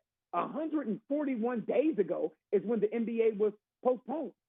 With that being said, there is no carryover from energy, from rhythm, from chemistry, from camaraderie. You got to bring it all. So this is basically exactly what it is. This is the restart of the season. I mean, there's just so many good matchups here. Favors against his old squad, Lonzo versus Conley. You just go down the list. What do you think? The Pelicans, as you said, they've struggled with the Utah Jazz. And Bogdanovich sounds like he was a huge factor. But when you look at tonight's game, do you have a player that, because of this matchup for the Pelicans, maybe gains added importance in terms of deciding it? Like, who on the Pels roster can have the biggest impact tonight?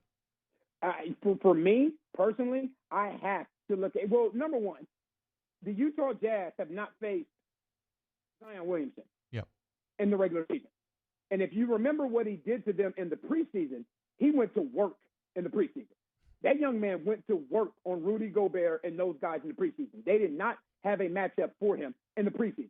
But with all that being said, I look at Brandon Ingram. Okay. If you look at what Brandon Ingram has done in the 3 games versus the Utah Jazz this season, 39 points per game, 7 rebounds, 5 assists, and he's shooting 52% from the field. Basically, what that tells me as an analyst and what that tells Brandon Ingram is the Utah Jazz don't have anyone on that roster that can guard me. And this guy, being Brandon Ingram, is a first-time All-Star and my most improved player in the league this year.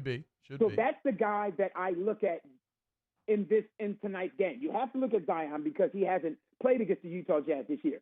But from the 3 games that they played, they don't have a matchup for Brandon Ingram. What do you think, AD? Can we expect J.J. Redick to score 20 in 3.5 minutes? I don't know about that, but I tell you what, he'll warrant a lot of attention. And in today's NBA, you need guys like J.J. Redick because it doesn't make a difference if he's scoring 20 points in 3 minutes or not. You're still not going to leave him open. So his resume, his ability to shoot the basketball is what gives guys like Zion, guys like Brandon Ingram, freedom to do what they do.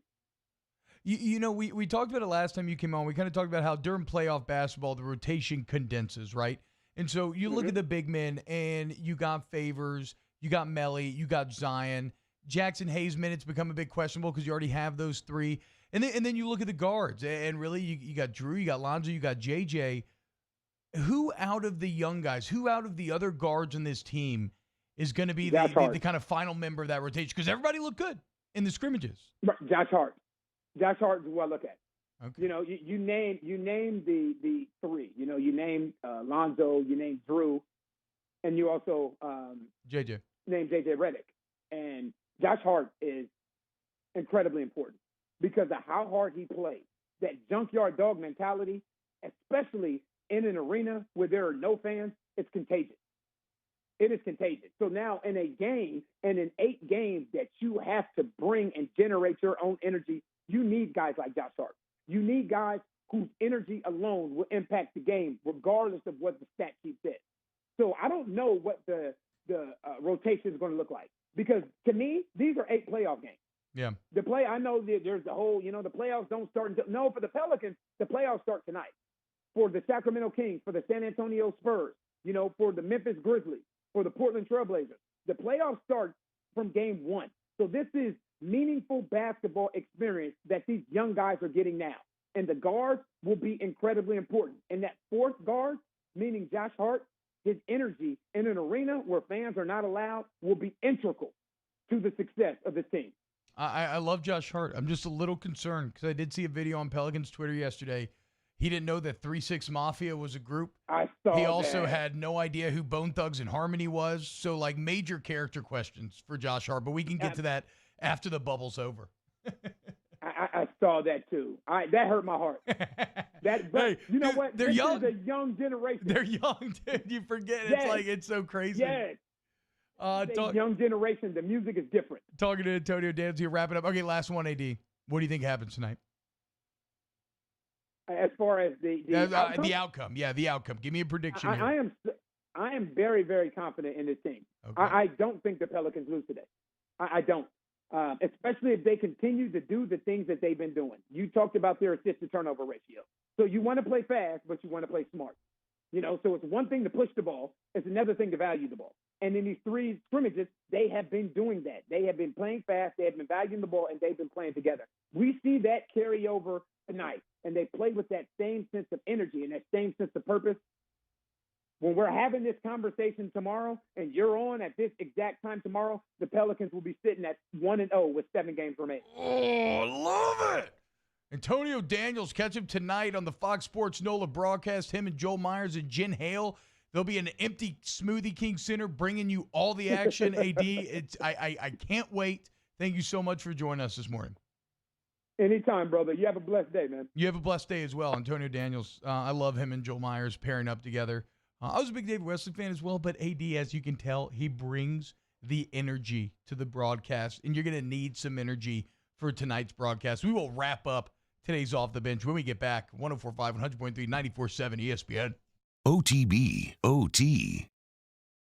In times of need, get a full list of phone numbers, websites, and other important emergency information on the Demco Stormwatch page at 1045ESPN.com. This is a house call. This is a follow-up appointment. This is a diabetes checkup. This isn't just more convenient care, it's more advanced care. This is innovating healthcare at Louisiana's #1 hospital, Ochsner. I've been doing business with Luba for 25 years. They're dependable, trustworthy. It's just the attention to detail with our clients. Our folks have years and years of experience. They're highly trained professionals, but many companies have that asset. What I'd like to think makes Luba a bit different is that we use those talents in a way that truly is dedicated to serving the needs of the folks who depend on us. Gulf Coast Bank and Trust is a local bank with a straightforward philosophy. It's about doing the right thing for our customers. Participating in our community with annual local fundraisers, offering individual attention in a modern banking atmosphere with a trusted local company. Gulf Coast Bank invested in technology with a local touch, giving our customers the power to bank anywhere, anytime. We're building relationships through personal service as the bank that cares about you. Gulf Coast Bank and Trust, the bank that cares about you. Le posso offrire un caffè? Le posso offrire un caffè? Andiamo insieme da me, non c'è. Call Mr. Electric today for electrical repairs, upgrades, and installations. Gulf Coast Office Products is a nationally recognized Savin office equipment dealer based right here in Louisiana. Over 100 employees strong, Gulf Coast has the boots on the ground to support all vertical markets, from education, engineering, legal, and finance. With the latest in office technology, from desktop to production segment units, Gulf Coast and Savin have the perfect fit for you. Call 225-756-2644. That's 756-2644 for Gulf Coast Office Products. At All-Star Toyota, you get it all. If you're in the market for an all-new Toyota vehicle, come see our friendly and knowledgeable sales team at All-Star Toyota. Located in Baton Rouge at the corner of Airline and Goodwood, we've been serving our community since 2005 by offering a large selection of new Toyota cars, trucks, and SUVs. Get behind the wheel of your dream car and take a test drive at All-Star Toyota today. Are you a licensed contractor? There's lots of good contractors in Louisiana doing work the right way, but unfortunately, too many unlicensed contractors are working outside the licensing requirements. Working as a contractor in Louisiana requires a license for the company doing the work. The Louisiana State Licensing Board for Contractors wants to help you get licensed to allow you to conduct work legally. It's not difficult to get the license. We can help you. Go to lacontractor.org for more information. Licensed contractors, it's the law. Hey, T-Bob, sports wouldn't be the same without the die-hard fans, so we're highlighting the fans that do it the most. Every week, 104.5 ESPN Baton Rouge brings you the Citizens Bank Fan of the Week. Check it out, 104.5ESPN.com. It's the Citizens Bank Fan of the Week. Reviews are a smart judge of character. If you see this, it's time to move on. But this, now that's a keeper.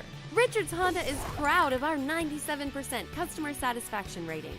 Every day, we're stepping up our game to make you feel safe, from masks to social distancing to new ways to shop. Richards Honda is committed to fanatical customer care. Because when people call you the smart choice, you'd better live up to it. Visit us today, I-12 at Millerville Road and richardshonda.com. It's a Thursday edition of Game Time with Jimmy Ott and Ben Mintz. We're live from Jolie Pearl Oyster Bar from 6 to 8 p.m. It will be happy hour and we'll be watching the Pelicans. Come say hello or tune in to 104.5 ESPN Baton Rouge.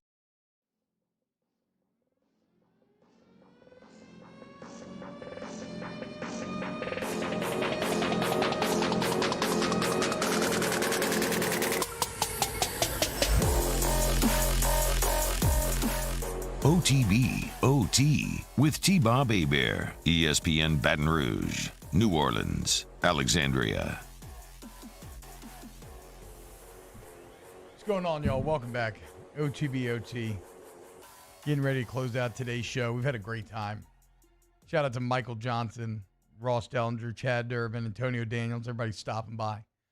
Talking college football, talking the start of Saints camp, talking the return of the NBA. Boys, Musso, Danny, how y'all feeling about tonight? You going to watch the game? Yes. You going to lock in? Yes. You going to flock in? Yes. Okay. Yeah, flock up. That's right. Danny, you wearing a jersey for the game?